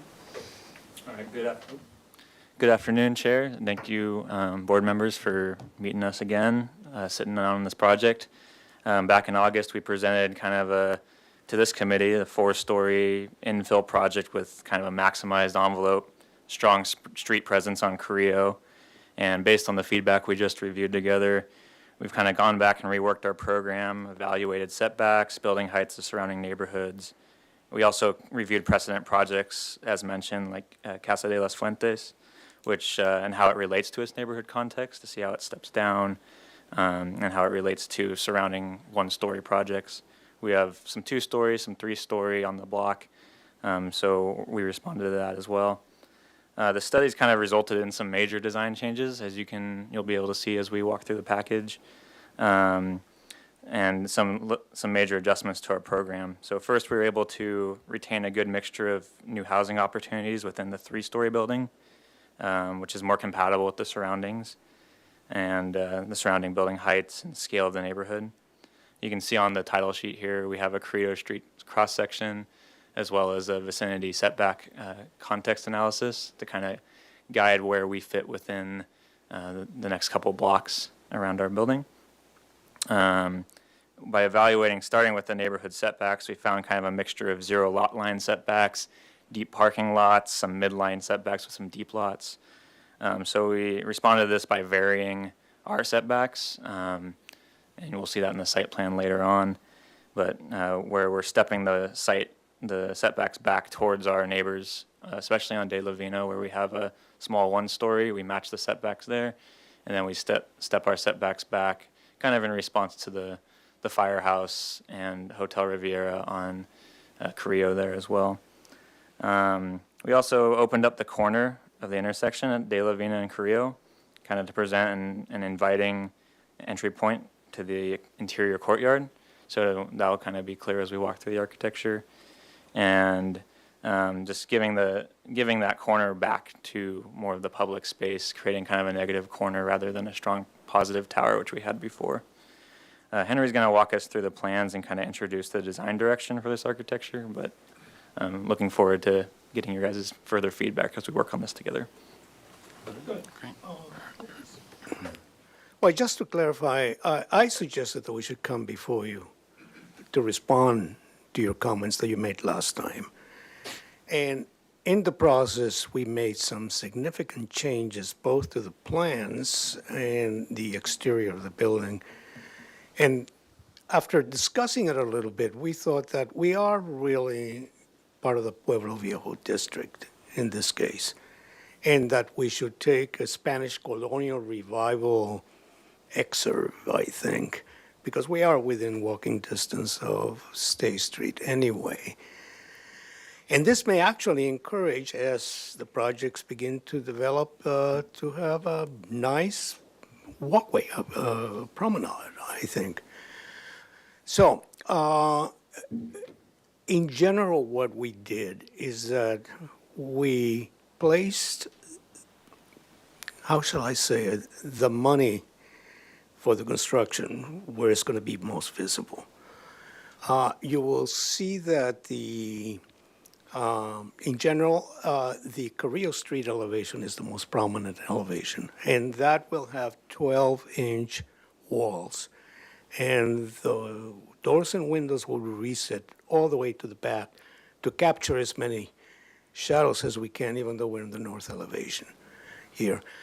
This next drawing shows on the left-hand side, which would be the eastern side, you see the Riviera Hotel, and you see how we dropped or eliminated one of the third-story floors in order to relate, at least to the hotel itself. Now, keep in mind, there's a lot of landscaping on the hotel property and a fence.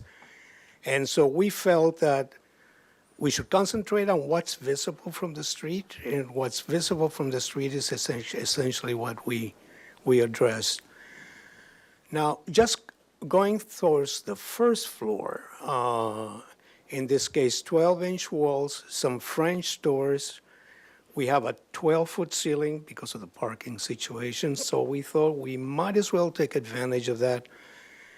And one of the things that we did, instead of having a pair of 3.0 doors, which I don't like, is more traditional to have 2'6" doors, and there's no reason why we can't do that here.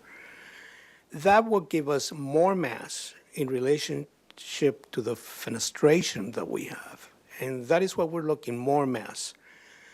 And so, also, there was a suggestion or a mandate that we should have an entry door, which we should.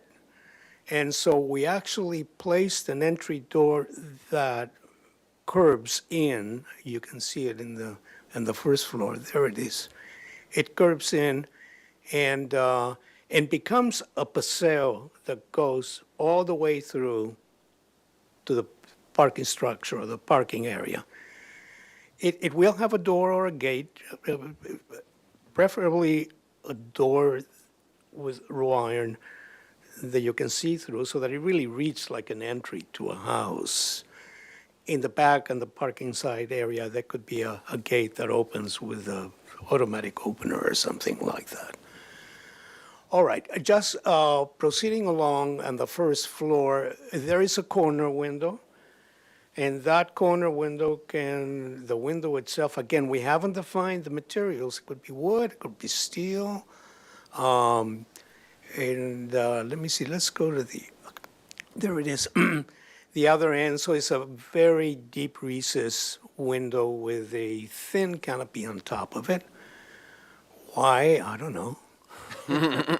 But, and also you can see where we're heading with the detailing on the balcony. The balcony itself you can walk out of the second-story balcony. It's about 4 feet, 4.5 feet. The idea is to have, and you'll see some details, the idea is to have a more elaborate balcony in this case, since it's going to be more visible. And so we would have the post. And rather than using solid stock rectangular or square pickets, what I found that would work really well is actually using rods, 3/4 of an inch rod with some insert or clavos or knuckles or whatever you want to call it. And instead of having a 4 inches on center, 3 inches on center instead, so that you have an intricacy for them. And it creates a really great shadow pattern. We have the supports or the brackets, I think, that hold the balcony itself. And then at the bottom of the balcony, which again, there is some samples that I'm going to show you in a minute, there's a lattice work. And we can do it one of two ways. See, we can put decorative tile upside down, when you've seen it around town everywhere, or we can just leave the lattice itself. Although I think it'd be less dangerous if, or we can space the lattice wider than if we were going to leave it. We haven't decided that. Then on the first floor in the corner, we thought this would be a great opportunity to do a plaza to really emphasize the corner of that building. And the idea is to do something with raw iron and have a sculpture above or a light. Don't know yet. And I think we talked about the second floor. Now, you see there is the, why don't we start at what appears to be a chimney, which is not, where the weather vane is. And we step down. We were having trouble basically transitioning from the third story to the second story to the first story. So what you see that line coming down at a diagonal is really only, that plane is only 4 inches deep. That allows us to put our Juliet balcony on top of those 4 inches, but it also, it thickens the base of it so that we can have a thicker base, which you see in Spanish colonial architecture. And then way in the back, we have another third story that is set back. And it's approximately in line with where you see the pitched roof of the Riviera Hotel. Finally, on the third floor, walls, again, 12 inches. In this case, we have a repetitive windows that we have there, which is really a balcony for the units above, and that you can step in and you can open the windows. And it's, again, typically what you would see in Spain or in Mexico or other places. And finally, the Monterey balcony on the corner, on each corner on Carrillo and then De La Vina Street. Now, just to clarify on where we're going, we were, I don't like it when you have to put tile and that facade gets really thick. In the old days, they used to just hit the planks itself with some gaps, and the water just drips down to the bottom. That keeps it a little more slender, and that's the idea anyway. And then the actual posts themselves, they're about 6x6 posts, but probably not 8x8s. All right. Now, Not to rush you along, but it's only one elevation, and you got 2 minutes left. okay, well, it gets simpler as we go along. In this case, you see the corner, you see a paseo where the plaza is supposed to be, some stairway going up to the top.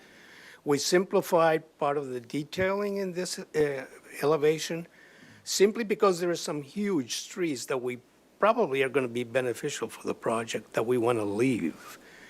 And then you have the indentation where the garage entrance is, and we did introduce a wooden column, a carved wooden column right there.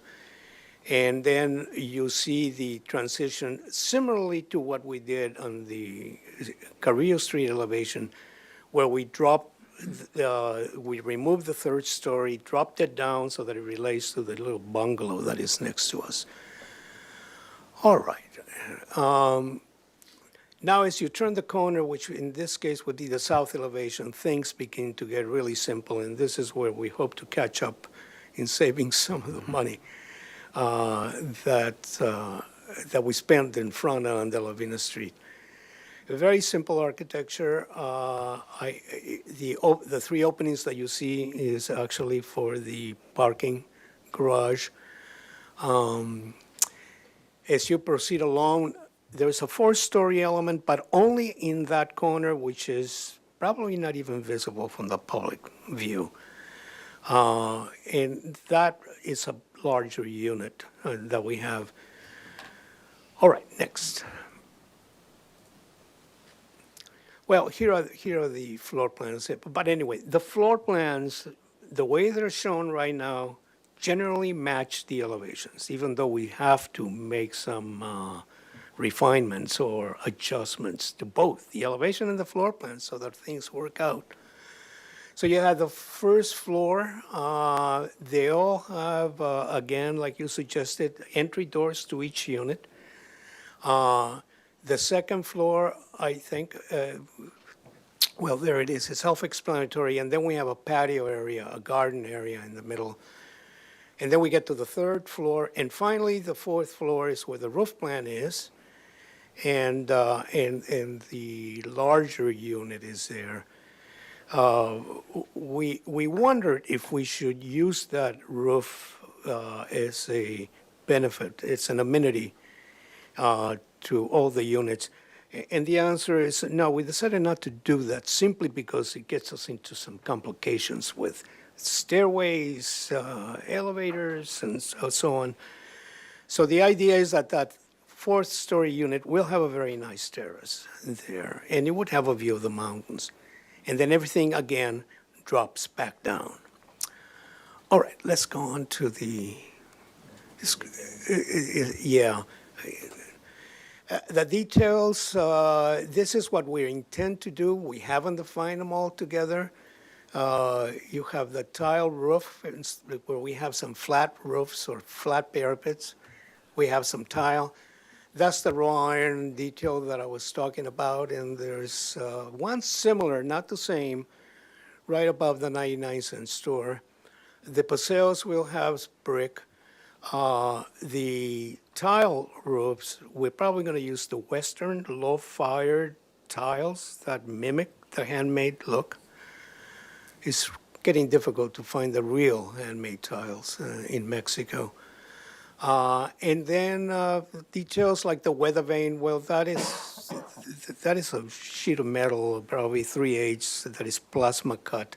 That is, it will work like a windmill or well, anyway, it's going to move. It's not going to stand still. And then some of the typical details that we're used to seeing: double starter courses, boosting the beams up. The rakes against the wall. So those are our intentions as far as the details are concerned in general. For the awnings, it would have a catenary for the awnings, and we will try to engage the awnings inside the jambs of the windows. We don't have too many light fixtures, but if we have the light fixtures, it's going to be the Barcelona fixtures, which will fit, I think, in one of the corners of the building. In front, we probably won't have any light fixtures at all. Since we have the balconies, an opportunity to put a small LED lighting concealed above for lighting itself.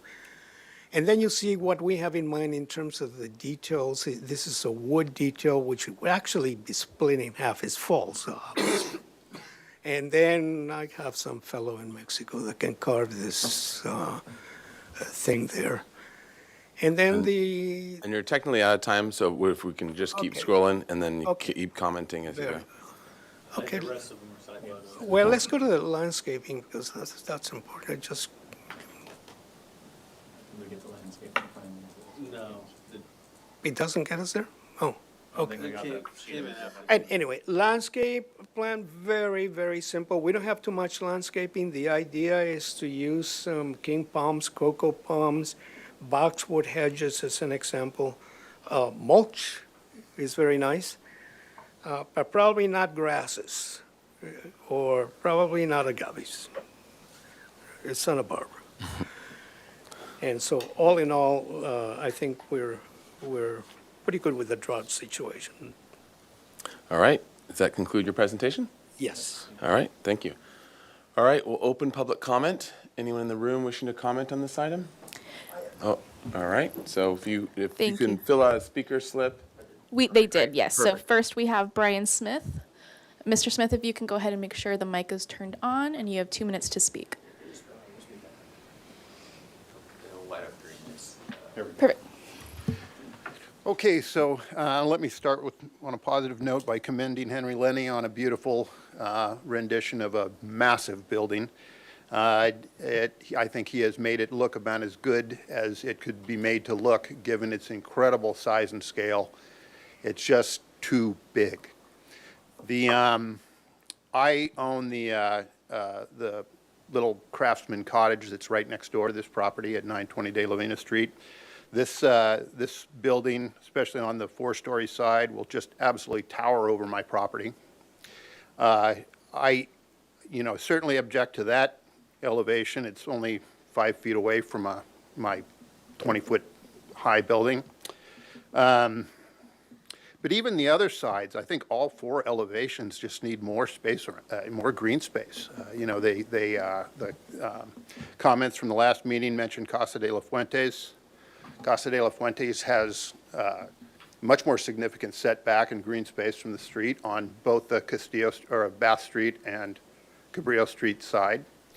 The 3-story element at Casa de la Fuentes is only, you can't even hardly tell it's there from the main streets because the 2-story elements are up near the street. And that's what I think this property needs. It needs to set back more from both Carrillo and De La Vina Street to allow more green space.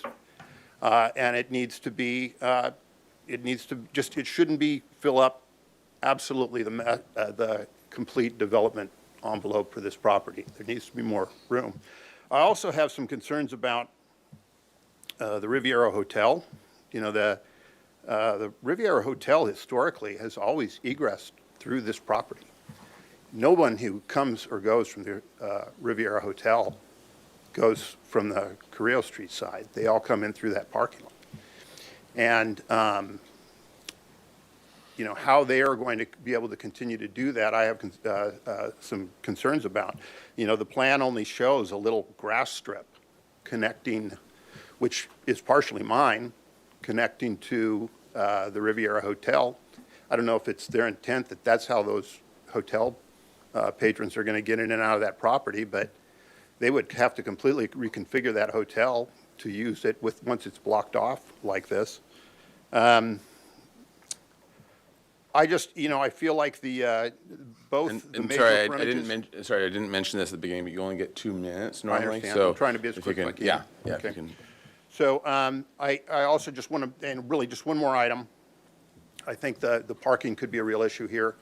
While they're providing parking for their own project, they're actually eliminating a large parking lot, which is used by the Riviera Hotel and other people in the area. So I think that the last thing I will just bring up as an electrical engineer, I will tell you that they have not allowed even enough green space for infrastructure. The project's going to need a pad-mounted transformer. It's going to need space for metering. There's going to be other site infrastructure requirements that they haven't allowed for. And by building it really right to the property lines and to the bottom of the height restriction, they're not leaving themselves any way to do that. Okay, thank you. Thank you. And Chair Grumbine, we have one more speaker, Ms. Cynthia Young.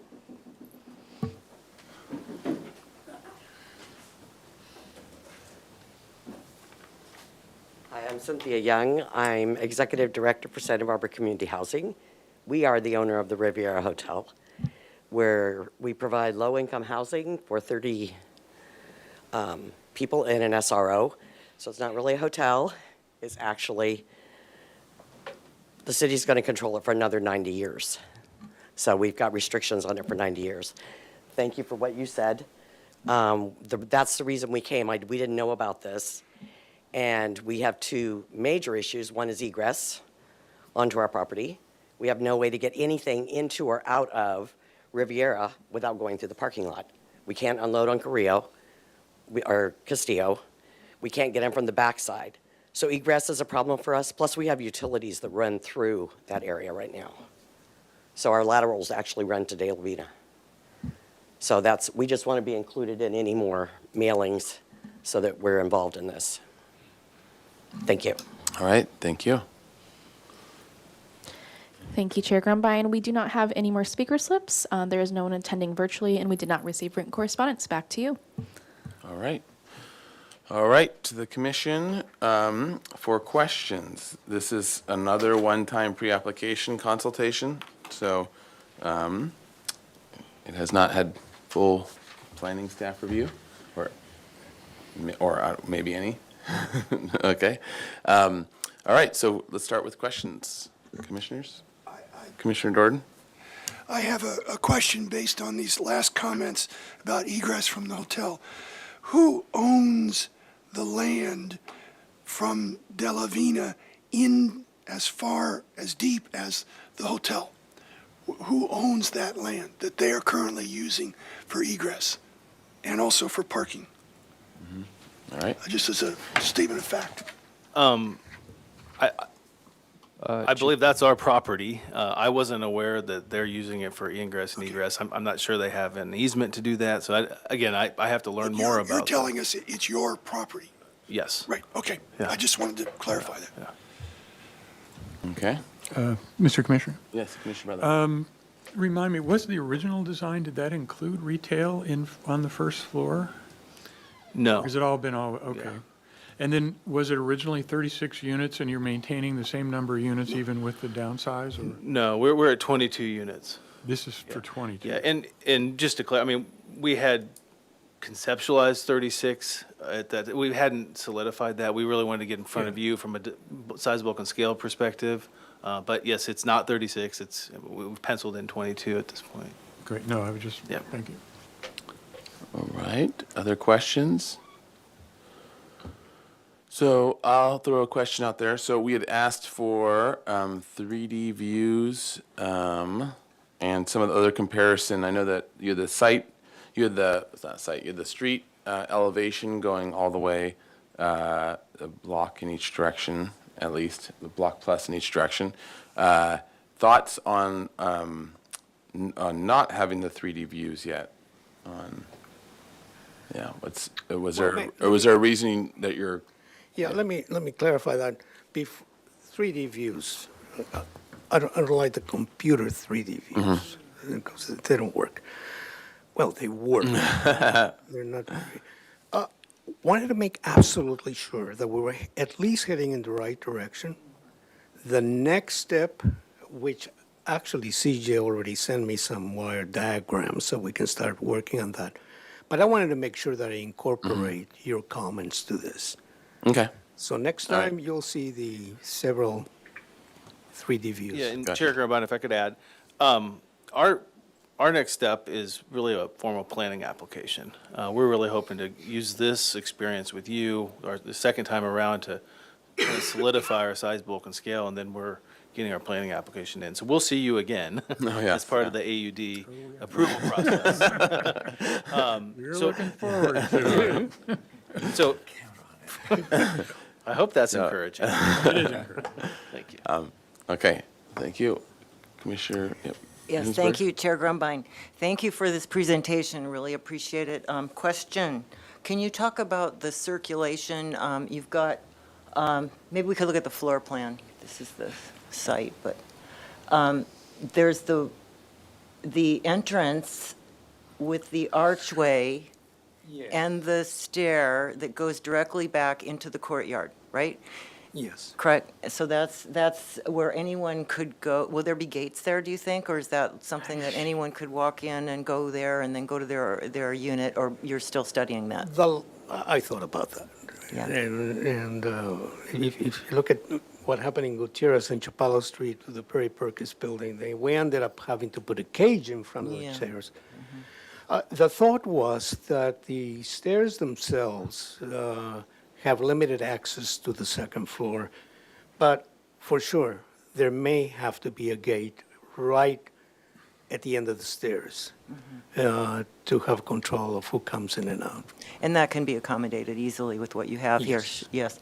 And so then the other entrance, which is off of Carrillo, Yes. that one is also secured, so you come into there, Yes. and then you can access your unit if one of those is your units. That's it. And then you can continue through, but that would be closed off. Do I understand that correctly? Yeah, it would be, you would need a key or an access in order to open the gate. In the back, there is a gate. In the front, there is a door.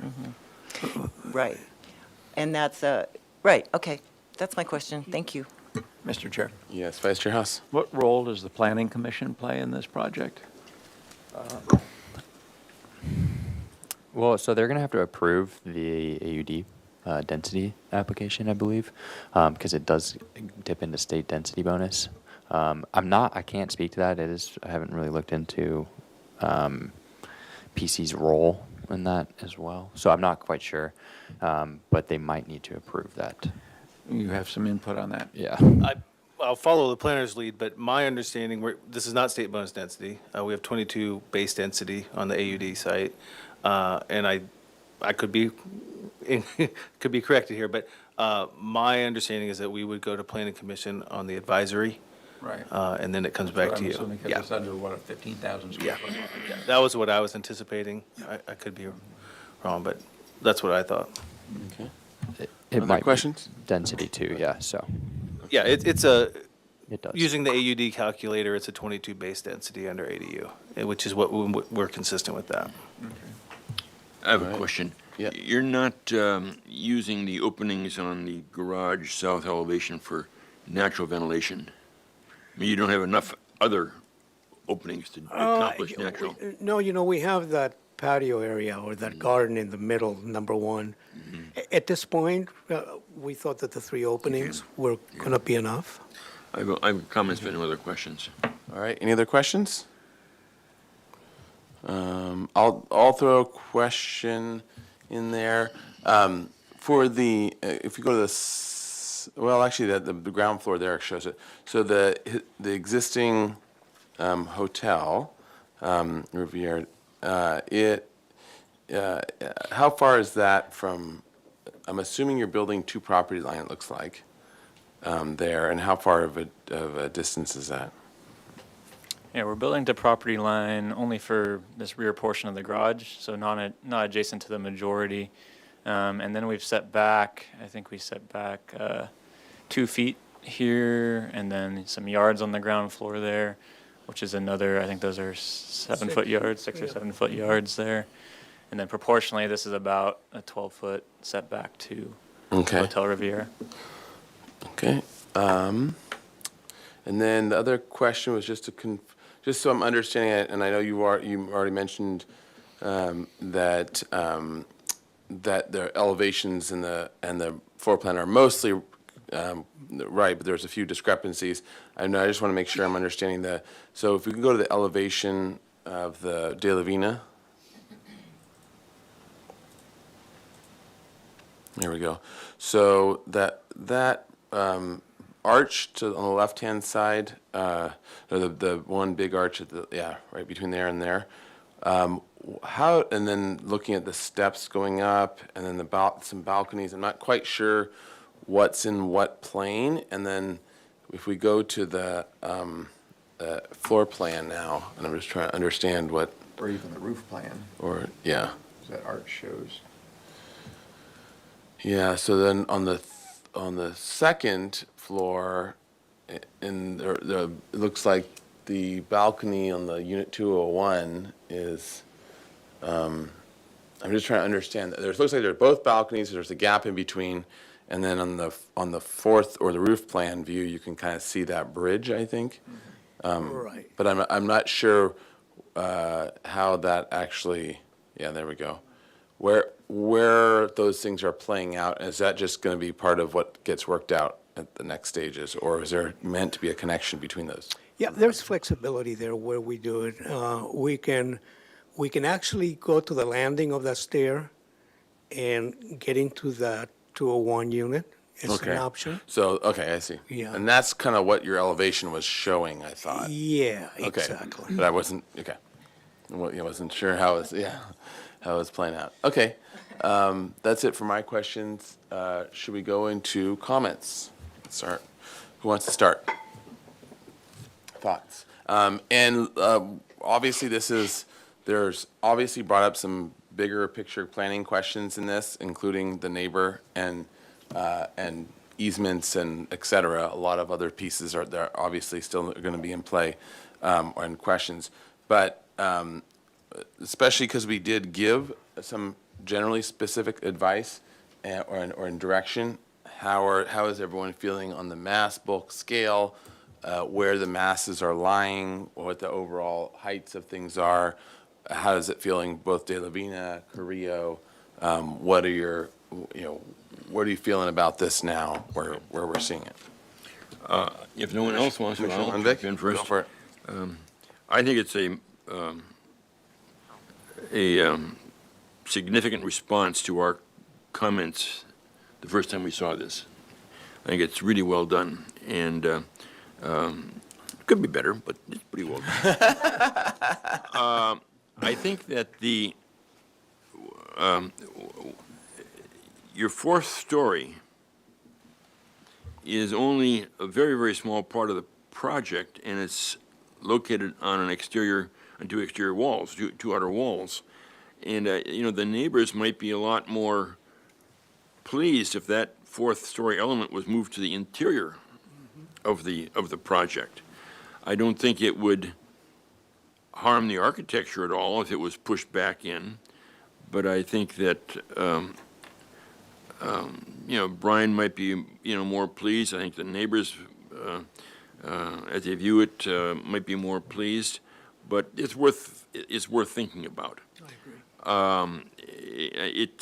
Right now it composes very, very well, but when you look at it from the standpoint of the bigger picture, the entire block, if that was pushed in, you got a three-story building, and that's pretty nice, And from the standpoint of how we view transitioning down from State Street as you move east and west, this is about the extent of the area we want to see higher buildings. We want to see them drop down as you move further towards the west. So you may want to look at how you can move that fourth story in. I really appreciate the fact you've pushed the garage entry back, which is what we've been asking for a long time from a lot of clients. I really appreciate that. I don't know on the south elevation, those three large openings into the garage, I think they're a little bit tall if you're not clawing for every square inch of free air into the garage. If you're not clawing for that, if you're not going to make your free air requirement without mechanical, then I'd say maybe they could be dropped down, the head height dropped down a little bit. And you may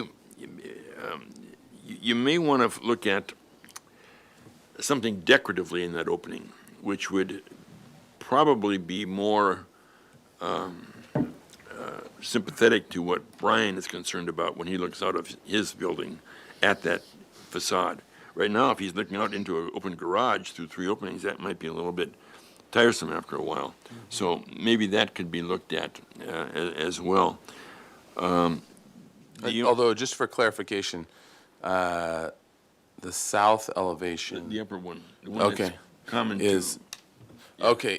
Is facing right across that little pathway thing or whatever. He faces the little one-story house next to him, yeah. Yeah, got it. I think that, I might have a lot of other comments on details. I don't think that we need to comment on details now. I think the mass scale and bulk is appropriate to this area, in particular if you can move that four-story element in. I think you're going to have ultimately a little problem with us on the flat awning on the corner of the first floor window. But we can discuss that later. You mean the 40s? Yeah. That corner window? Yeah. Streamline. There goes my art deco. Yeah, there goes your art deco, I understand that. Yeah. Streamline, yeah. That's my comment. I think it's well done, and I think it is ultimately will be something that will be a nice residential addition to that major corridor into the city of Santa Barbara. Okay, Mr. Chair. Vice Chair House. Well, I'll start with saying that when I first studied the plans, looked at the elevations, I thought, this is a home run. This is just perfect. You know, it's really gorgeous. The proportions and fenestration, everything just worked magically.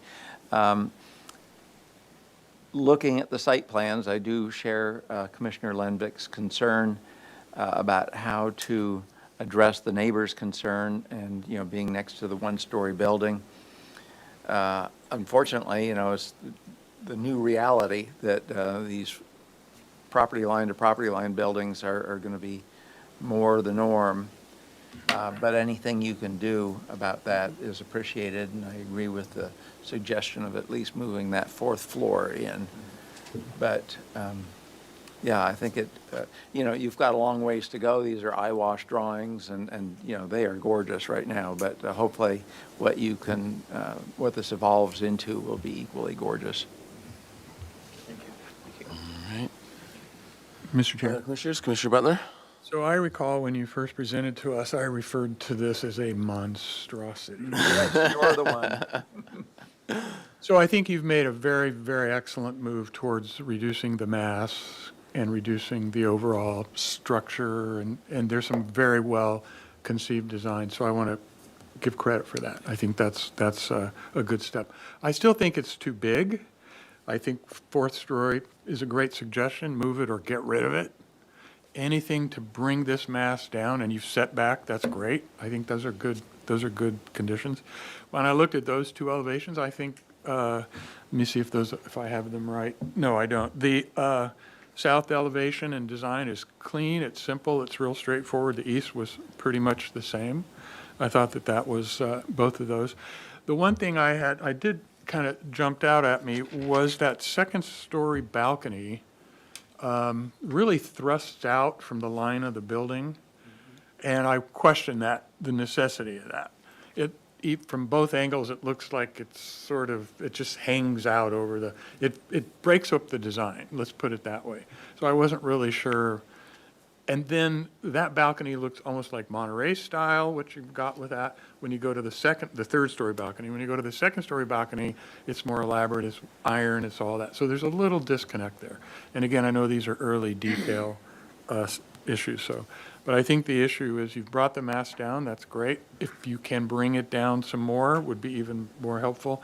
And it's going to be important, obviously, to work with the neighbors. All this egress access is going to be fundamental, especially as a residence location for the residents themselves. Okay, so. I'm going to quickly just take a step back into question mode for a second. The north elevation, these we're looking at, those double doors on either side, what are those going into? There's, you know, two on one side of the main opening and one on the other. Oh, Yeah, those. yeah, they're going into units. Okay. Okay. So Commissioner Ensberg, do you want to go? Sure, yeah, I'll go. I basically agree with what everyone has said. I think you've just done a beautiful job, and it really is, I think, a great move forward, and I really like it. You know, it's appealing to me. It makes me feel, you know, going through Santa Barbara, this will be a very prominent building coming down Carrillo and introducing before you enter into the, you know, State Street area. So I want to commend and acknowledge you for that and for your great work. I really like this bridge element, and I think that as you move along, you know, could become more somehow detailed in a way that makes it even more special. I really appreciate that. The fact that there is an obvious place to go into the building. I'm not sure about the entrance, the door. I kind of really like the door that you have with the wrought iron, and then that's the entrance like in Europe we see all the time. You go in some beautiful door, and then once you get in the door, then you go down and find your unit. So you don't have your own door into your unit from the street, but you have a door into the facility, let's say. So I would think about that. But and also about the 30-inch doors. just want to be sure we can get our furniture into the rooms. The pairs of 30-inch, aren't they? They're 5 feet. Oh, so the So they doubles. both, Okay, fine. Then we can get our sofa in. Yeah, I don't think that's very good. And I really liked the idea that Commissioner Lenvik came up with, moving that fourth floor. Let's try to make everybody happy. I appreciate that the roof is not a deck, that it is just a roof, maybe for solar, whatever.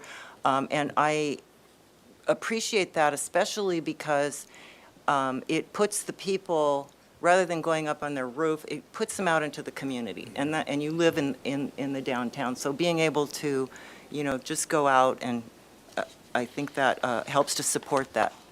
And then, let's see.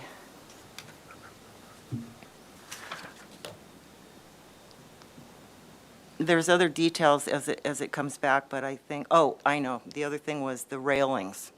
I loved what you talked about with the knuckles and all of that, but one of the things, we've talked about this before, is knowing that these are units that people live in, and they want to hang out on their patio, and they want to have their surfboard out there or something.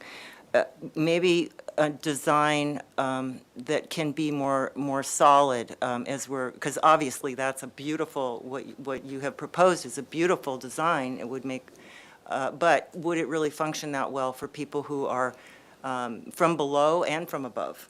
So if you're down below and you're looking up, and then if you're above and you just want to go out and sit and have a glass of wine or something, you don't want everybody staring up at you. If we could come up with some good solutions for how to deal with these railings in a way that is, fits.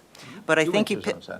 I think you picked I think the style is right, and just if you can, even on the side of the hotel, if it could just even come down a little bit more. But I think you're totally on the right track, and I really appreciate where you've gotten to, and thank you for, taking our suggestions. Thank you. Mr. Chair? Yeah, one other comment regarding that fourth floor. You may or may not move it in, whatever, but, if you had a flat roof as opposed to a hip or gable roof up there, all of a sudden the height, two-dimensionally, the height drops down. And in either case, you probably aren't going to see a roof anyway. But from what we see in the drawings here, if that was a flat roof or whatever, it would all of a sudden be less there.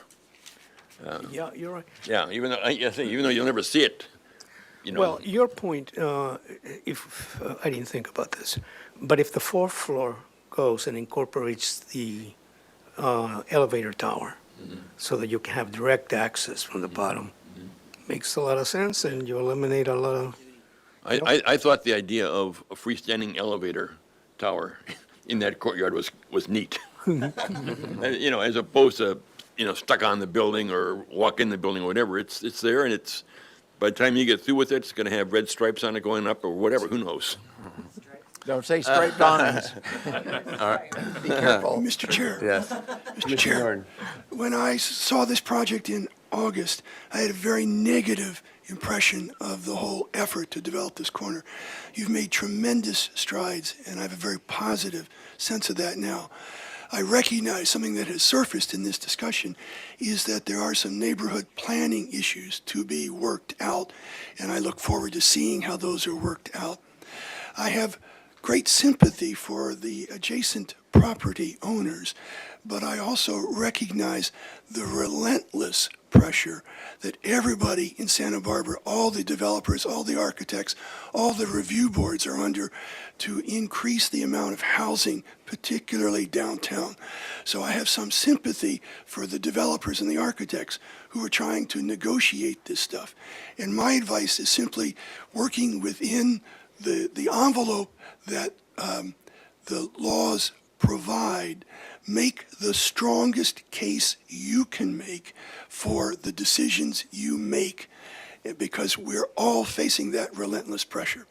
And we would all like to keep everything at 2 stories, and we'd all like to keep everything very large units. But the pressure is relentless, and it's smaller, denser, taller is the mantra that all of us have to deal with. So that's my comments. All right. I'll add to that. I agree with what all the commissioners have said.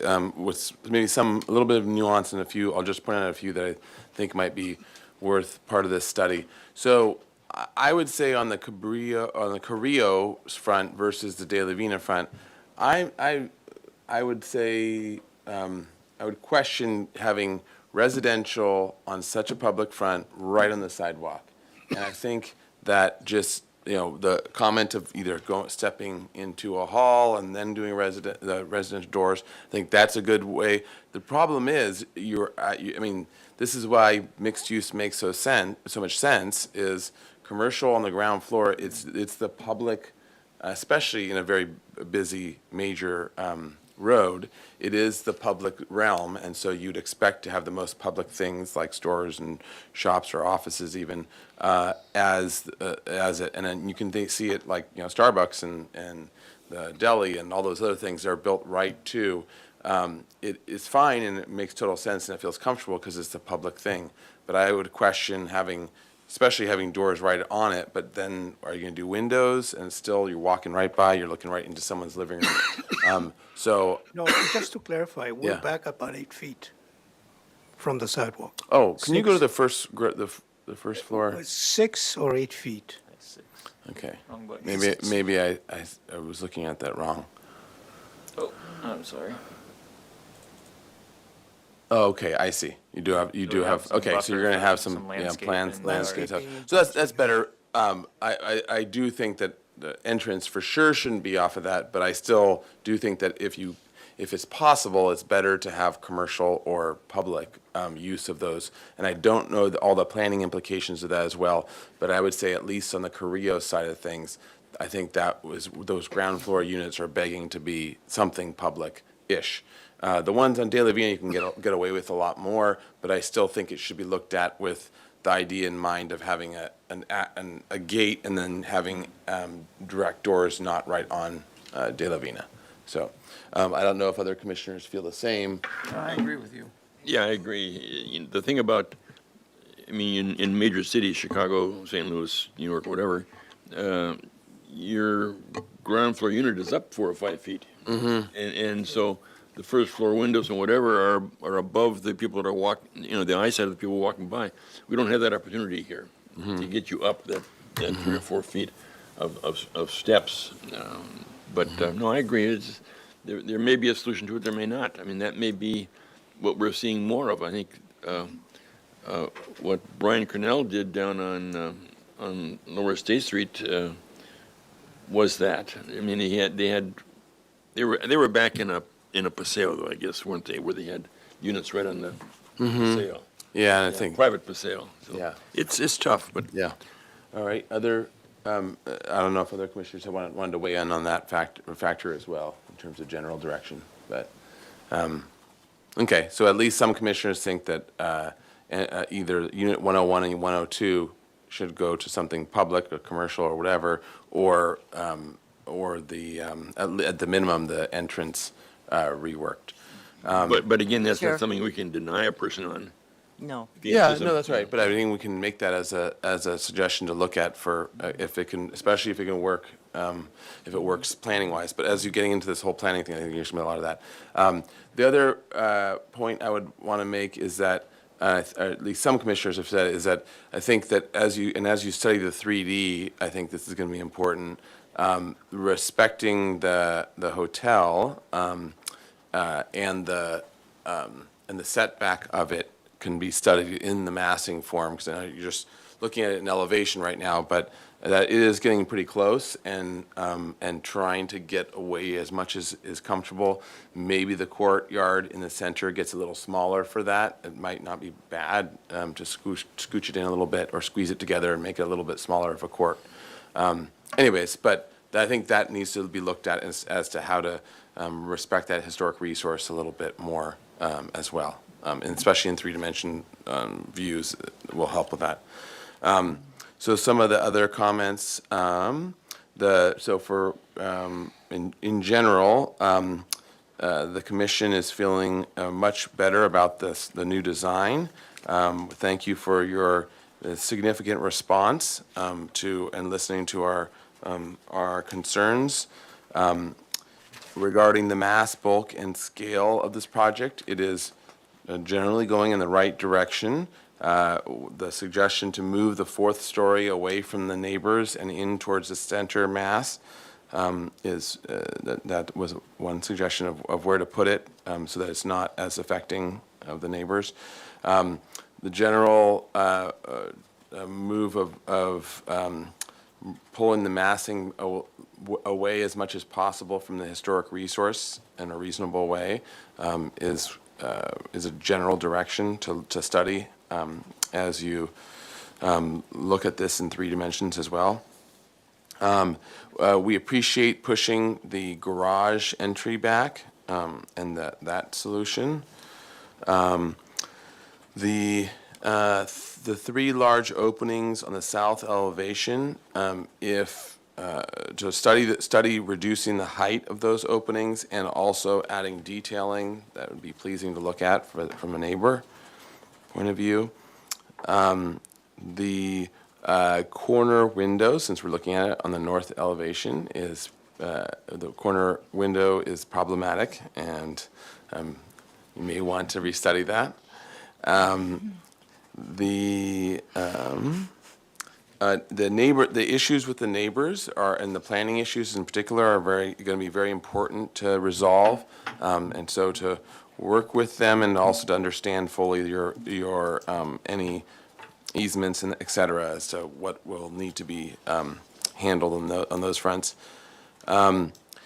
The details will obviously be coming back and becoming more developed. You've heard some of the comments about it, and so as you go forward and study them, I think that'll be, we'll see how those things come out. At the very beginning I mentioned, but the doors, so entrances off of directly into units from Carrillo and De La Vina are not preferential.